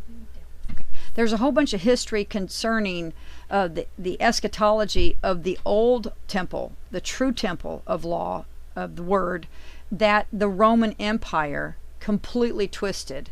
And so back to the story of the Temple of the Moon with the Temple of Jupiter with the Temple of Saturn in it. When Christ, as a moon child, divine child of the moon, who is of the tribe of David, who the reason why is because David conquered the temple of Sion and overlaid his temple on it and gathered the masons up of the temple of Sion and said, go build my temple for me. So the reason why the divine child, second one, Jesus, came forth, who is the moon god. He's the temple of the moon. He's the representative of duality. He's considered a divine instrument of child, self-incarnate divine person, meaning he came forth at a point in time when divinity said he should be there, and he incarnates at this time. He goes into the temple, okay, and they just call it the temple in the stories, and says, get out of my temple. And he was talking to the Pharisees, who were of the Roman treasury of the temple of Saturnia, Satanists laying tithe on marriage and or just contracts in general, which was the temple of Jupiter, sitting in the temple of the moon. He says, get out of my temple. He was telling him to get out of his temple because he's the moon child, and he knew that they were committing heresy in the temple of Jupiter, sitting in the temple of the moon. So when you hear all these stories of Christianity and you don't understand the actual religion that Christ was versus the twisted way that they're telling you what Christ's eschatology was, you're not understanding that the reason why he says get out of my temple is because he was literally the divine second incarnate child of the moon, which is sun. Guess what the name of the sun child is? Big S sin, not little sin, big S sin. Because from the little sins of man, you create this beautiful divine child who is a big sin, but it's a beautiful sin. It's a divine sin. So they even, again, this whole world is all about the misinterpretation and the twisting of the word sin and sun and stars and temples, and that is the twisting. So if you understand the Zoroastrian Sethism that the world was in, when Christ says, get out of my temple, he's telling you he is the divine incarnate child of the temple of the moon, who brings duality. And in the eschatology of Sethism, a temple, but not a temple with the stone turned by man, but the king. Right. Well, no, actually, the temple of the moon, and we'll go on that, and it goes in here. The seven. When they talk about the 7 hills, Rome has 7 Capitolina. In Zoroastrianism, those 7 Capitolina have an 8th temple in the middle. That 8th temple is the temple of the moon. So it's already telling you that Rome only having 7 Capitolinas is missing the 8th temple. It's because the temple of Jupiter was placed on it by Romulus. The great thing about that story is when Christ was murdered, okay, he was allowed to move his temple of the moon to a new mount, because see, Pontius Pilate knew the Roman law, and he knew about the spoils of war, and he knew that Christ was an innocent man, so he was not going to let anybody else claim him as a spoil of war. So what Pontius Pilate did, because he probably knew that Christ was one of the divine children, because the Greco-Roman Empire knew of the prophecies of the thrice divine child, and he allowed Christ to carry his own tree up a hill and let his own breastplate be hammered to a tree, and he threw his own temple onto the new Temple Mount. So in that regard, what Christ did, and what Pontius Pilate, who's heralded as a horrible man, Pontius Pilate, by the Republic law, allowed Christ as the divine moon child to move his moon temple from under Jupiter and from under Saturn and move it over to the Temple Mount. So now the moon, and in that regard, okay, so then you have the Pharisees who took the 30 silver pieces and said, we can't put the spoils of war, of the blood of innocents, back into the treasury, and they buy the field of blood, which is right next to the Temple Mount. So they bonded Christ's new temple. So they bonded a temple. And at the time, temples were literally old. I remember I talked about these people are kings of Hermon. That means kings of fallen temples. So what they would do is they'd go tear down the temples of the people and then say, like King David did, I'm going to go conquer the temple of Sion, and then I'm going to put my people over it, and then enslave the people I conquered to build my own temple. That's literally where we're at. So Christ, the second divine moon child, moved his temple. Pontius Pilate said, here, I know the republic law. I'm going to let this innocent man, who I know to be this thrice, and the sky cracks, right? He allowed the second divine child to remove the moon temple from under the temple of Jupiter and put it up on the Temple Mount. That moon temple was bonded into the land, and that bond, which is for the kingdom of heaven, is the first sestake. Okay, so it's very cool when you understand the whole eschatology of the true word, of how divine Christ is. I mean, he's even more divine in the true Zoroastrianism sense than he is by these heresies, these heretics, and because they try to deny his divinity. And by all accounts, in the true religion, Christ is a self-incarnate divine child, one of three. Okay, so I actually probably am going to read the rest of this later, but I might actually do a complete section just on the end of this. But I do want to go, I'd really like to read these. I'm going to do another video of this for the Revelations and speak more on this, because this is deeply detailed. But let's just put it this way. When I read this, basically the whore is militarily emptied, okay, and restored. Make sure to put this back up. Oh, I will. Yeah, I'm gonna put this back up, and I'm gonna go through this more. And the other important thing of Revelations is the very last word, and this is important because it talks about the word being restored, okay, in the next couple chapters. And the significance is this. It says at the end, "And if any man shall take away from the words of the book of the prophecy, God shall take away his part out of the book of life." Which means, if you twisted this word, you are in the book of the dead. So that puts all the false Zionism in the book of the dead.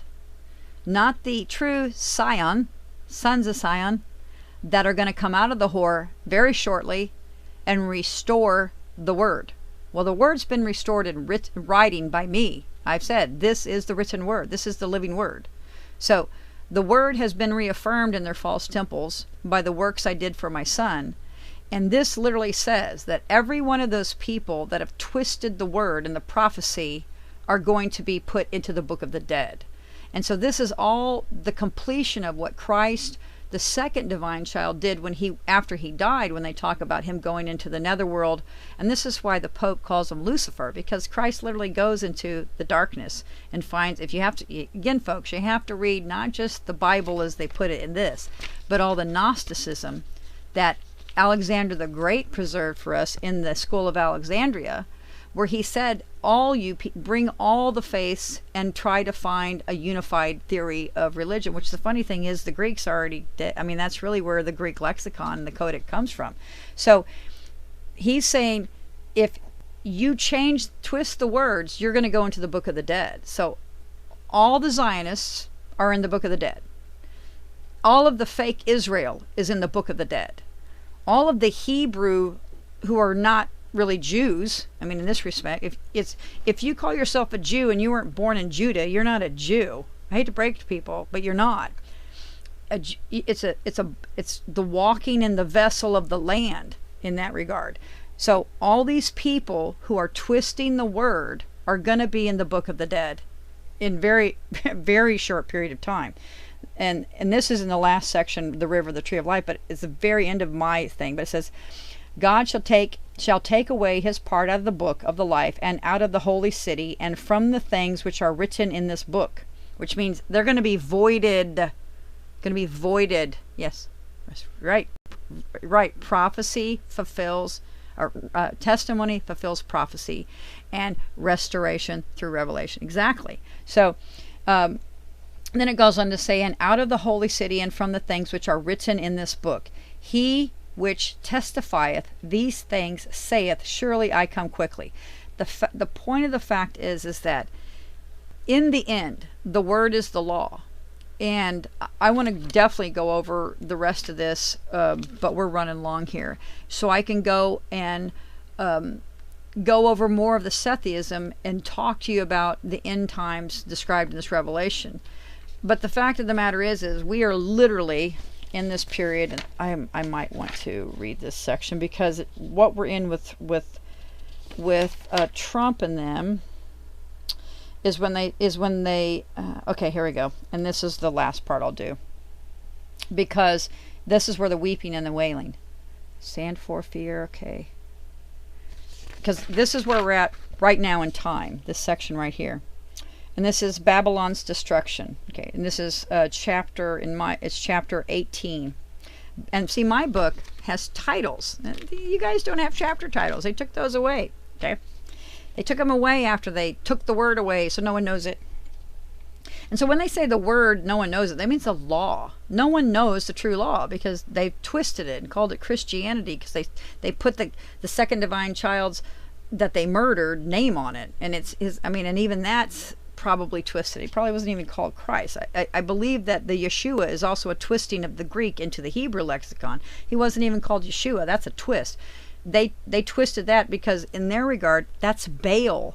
In the Hebrew language, guys, Yeshua is Baal, not Christ. You have to understand who gave you the word. So they took the Greek word and inserted their Baal god in, and it's not, his name is not yet. Yeah, that's not, no, that's not right. That is Baal, as in Baal, the sky god of the hair, you know. So the twisting of the word from the Greek lexicon by the Hebrews, and whether they did it intentionally, I'm going to say yes, but I mean, to twist the Gentiles. But let me go about the Babylon's destruction, because you're living it right now. Chapter 18. And after these things I saw another angel come down from the heaven, having great power, and the earth was lightened with his glory. And he cried mightily with a strong voice, saying, Babylon the great is fallen, and is become the habitation of devils, and the hold of every foul spirit, and a cage of every unclean and hateful bird. Well, ain't that right about DC, huh? For all nations have drunk of the wine of the wrath of her fornication, and the kings of the earth have committed fornication with her, and the merchants of the earth are waxed rich through the abundance of her delicacies, which are children, truly. And I heard another voice from the heavens saying, Come out of her, my people, that ye be partaken of her sin, and that ye receive not of her plagues. So this is where the sons of Sion come out. We are in the period where the sons of Sion, I'll get it to you, Jacob. Stick a comment in there and I'll go pull it for you, because I actually have that. I have that research. For her sins are reached into heaven, and God hath remembered her iniquities. Remember, we're in equity, and they're violating equity, which creates iniquities. Okay. Reward her even as she rewards you, and double into her doubling according to her works. In the cup which she has filled full, fill to her double. By the way, that cup of the whore is the cup of, I don't know how long I can keep it warm for. I'm on live. Is the cup that Minerva holds. So the whore cup that holds the is Minerva holding the owl, but in this she holds the blood of the innocents. So they're the men of Minerva, the false kings of Hermon. The cup of Minerva, which they think holds Horus, or the owl, which is actually Horus with both his eyes, but it's there, since they're the false temple, they're a whore holding a cup of blood. Okay, just so everyone knows about that. Torments. Okay. How much she hath glorified herself and lived deliciously, so much torment and sorrow give her. For she saith in her heart, I sit a queen, and am no widow, and shall see no sorrow. Therefore shall her plagues come in one day, death and mourning and famine, and she shall be utterly burned with fire, for strong is the Lord God who judgeth her. And the kings of the earth, who have committed fornication and lived deliciously with her, shall bewail her and lament for her, when they shall see the smoke of her burning, standing afar off for the fear of her torment, saying, Alas, alas, that great city Babylon, that mighty city, for in 1 hour is thy judgment come. And didn't it fall in an hour, folks? In fact, Trump even said, it was an hour. In like an hour, we went from this great, he even says that. I mean, and this guy's supposed to be high. I mean, these people in the Masonic rites don't even know. That's how you know they're twisted, because they can't even read this and see that this is being fulfilled. And the merchants of the earth shall weep and mourn over her, for no man buyeth their merchandise anymore. And that's why you have a negative 2% treasury, okay? That's what's happening. They don't want to buy their stuff anymore, folks. The merchandise of gold and silver and precious stone and of pearls, fine linen, and purple and silk and scarlet, and all the thine and wood, and all manners vessels of livery, and all manner vessels of most precious wood, and brass, iron, and marble, and cinnamon, and odor, and ointment, and frankincense, and wine, and oil, and fine flour, and wheat, and beasts, and sheep, and horses, and chariots, and slaves, and souls of men. And the fruits that thy soul lusted after are disparted from thee. And so they're soulless men, folks. And all things which are dainty and goodly are departed from thee, and thou shalt find them no more at all. The merchants of these things which were made rich by her shall stand afar off for the fear of her torment, weeping and wailing. And alas, alas, that great city that was clothed in fine linen and purple and scarlet, and decked with gold and precious stones and pearls.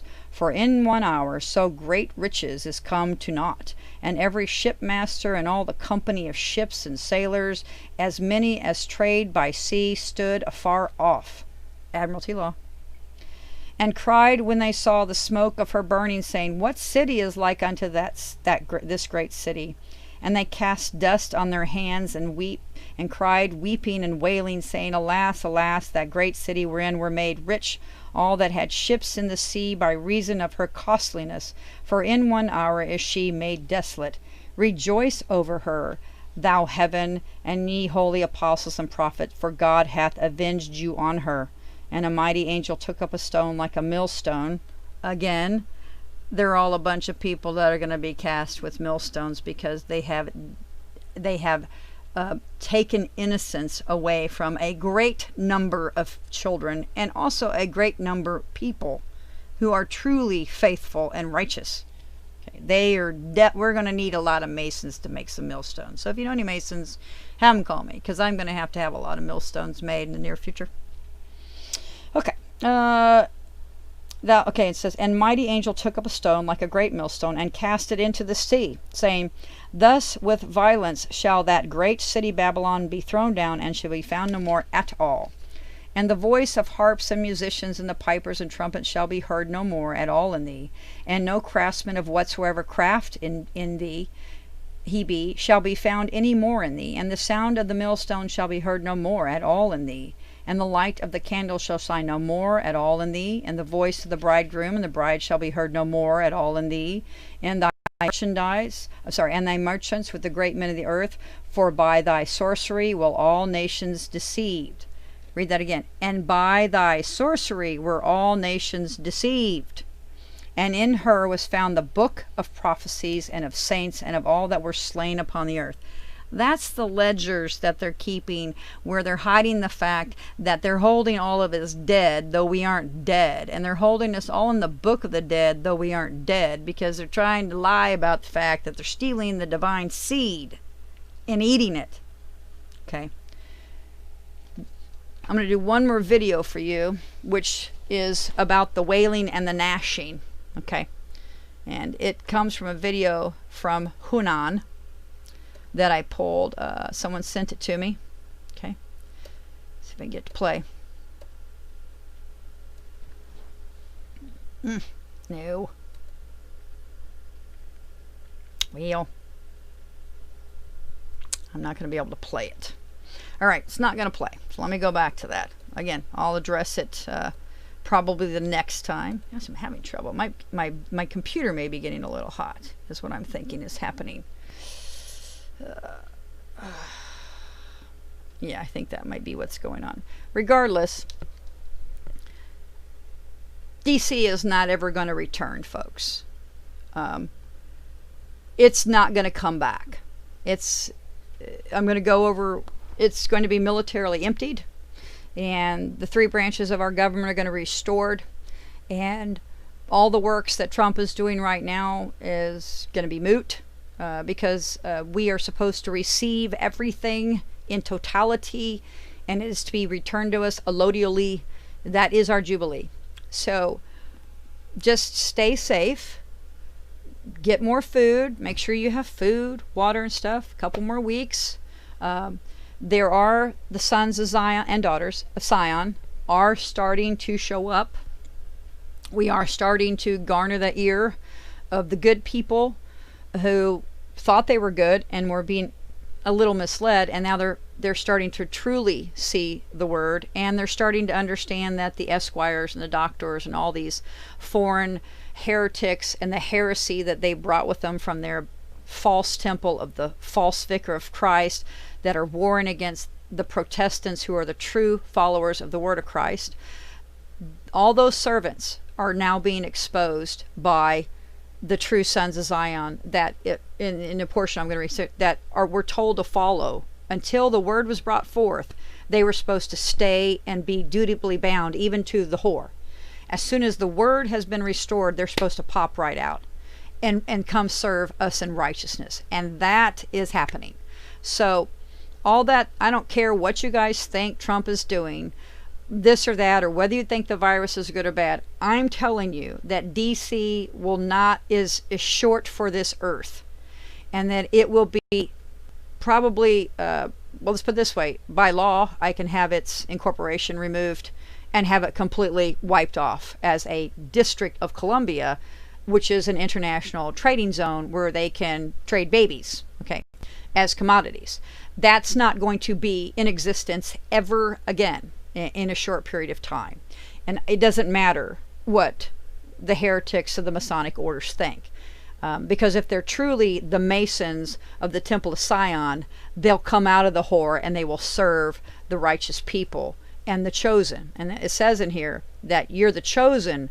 The only ones saved are the ones that don't take the sign of the beast in their head or their hand. That means in the mind or the hand. You know, but in their case, I actually think they put worms in it, but or something. But these people definitely seem to be controlled in some fashion, and or mechanical, or their clones. You know, but they're manufactured entities with demonic entity demons. You know, running around, or they're monarch children whose personalities have been pushed over by the monarchy. There's actually a movie with Angelina Jolie called, what was it name? Silk, or I can't remember the name, but she's a monarch child of the Russians, which I've actually talked about, that whole thing of monarch people who've been morphed to be Americans, but they're not. And those came out in the Occupy movement. We had Russian agents speaking Russian in the Occupy movement who had been living in America their whole lives. Okay, so you're talking about monarch children too. So the only people who are deemed righteous are the people who refuse the number, who refuse the mark of the beast, and who abide by the word.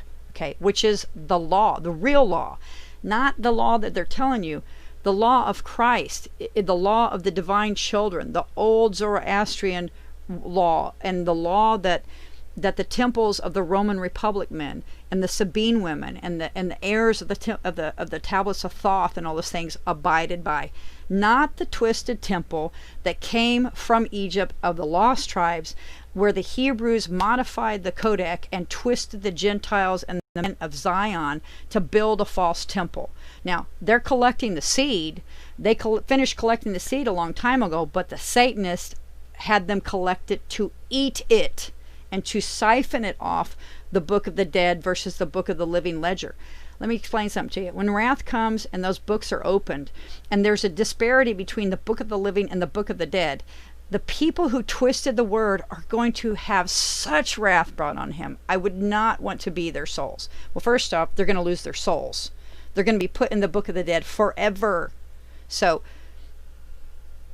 believe it or not, I know that everything that I have marched in law, I read for prophecy. I look to see,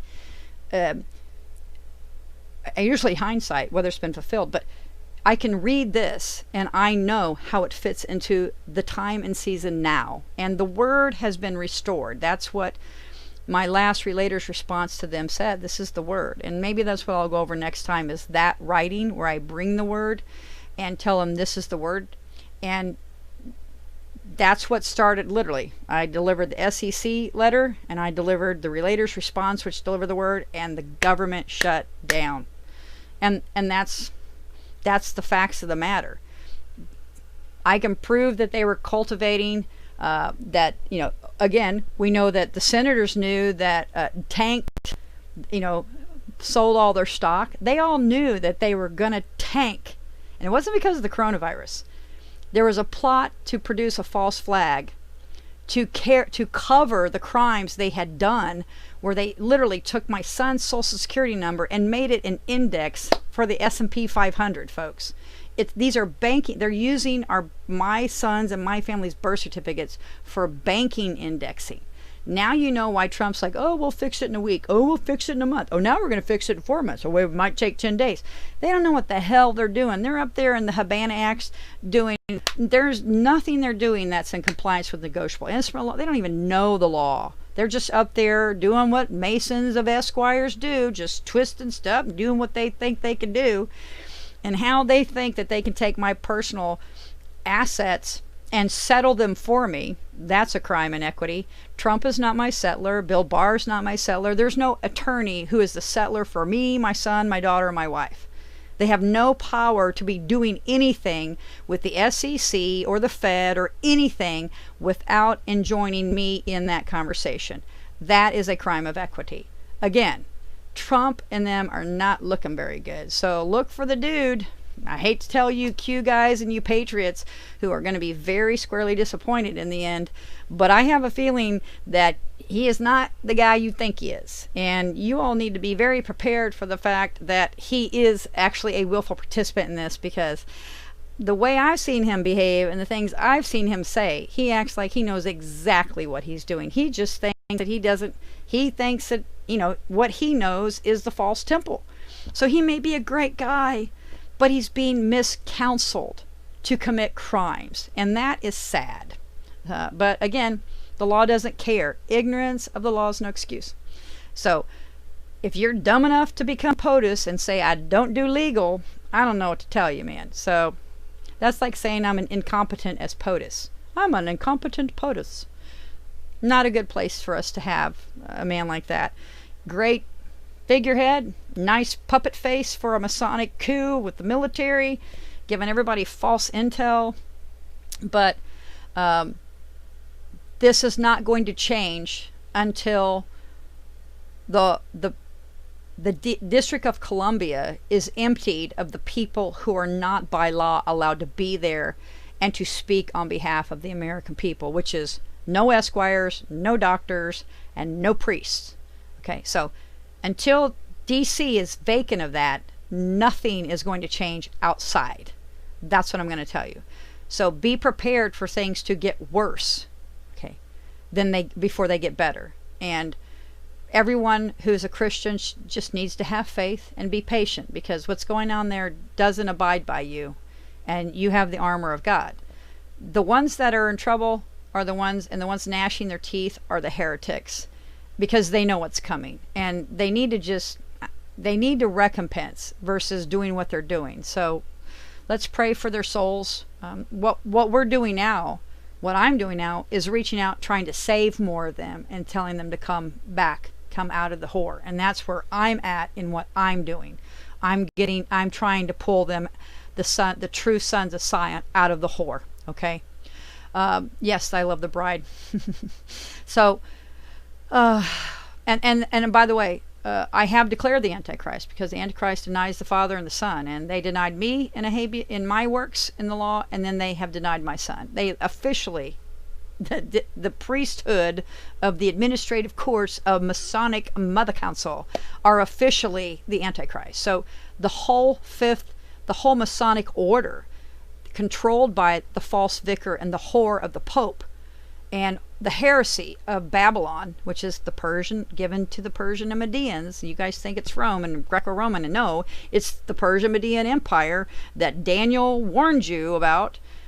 That whore is no more. It will not be anymore. So that is the Antichrist. And Trump right now is walking all in it. He's swimming in it. So I really can't speak to the positivity of how he's going to look in the end of this. So I need to go eat dinner.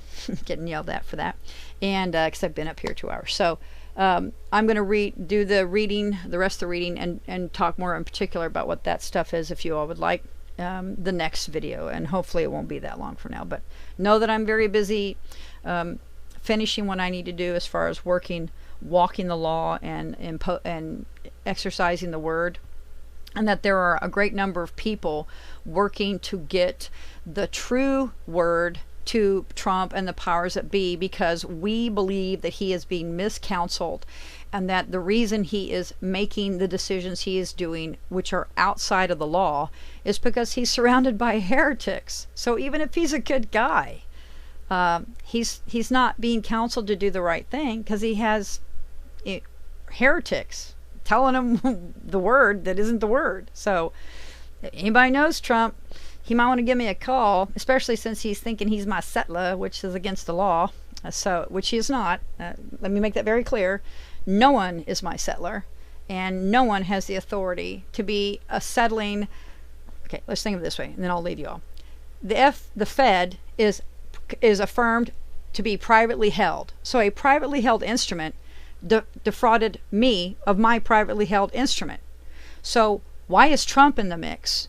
If they could steal my private property and he's not in it, why can't I go and recover my private property, which is now the fatality of the Fed, without him in it? Oh, wait, because he wants to keep his Fed. He wants to keep all... See, you understand what's going on here, folks? Besides the fact, if they folded the Fed into the Treasury, he folded my property into my property, because I hold a bill of equity on the Treasury. And again, these values that they've assumed in the indexes, I'm sorry, I don't trust those values. Did they get to assign those settlements on all those values and all the bonds and 18K? I mean, so you have to understand, they're over there messing with my value and my wealth and my capita, and Trump's doing it, and Mnuchin's doing it, and all these attorneys are doing it, and the Federal Reserve Board are all doing it, and none of them have that lawful authority. And that is why, predominantly, probably, DC will never be evermore, because the rest of the world knows that they are the whore. They have been found out. They will never recover from this, folks. DC will never recover from this. That is the prophecy. And not only that, it will be emptied by force, according to this, of the heresy, in order to restore the three branches. So that's what's going to happen. It's been prophesized. It is a divine prophecy. It shall happen. Okay, so have faith that that is what is going to happen. The righteous, keep your faith, keep your patience, okay? Talk to you guys later. Namaste.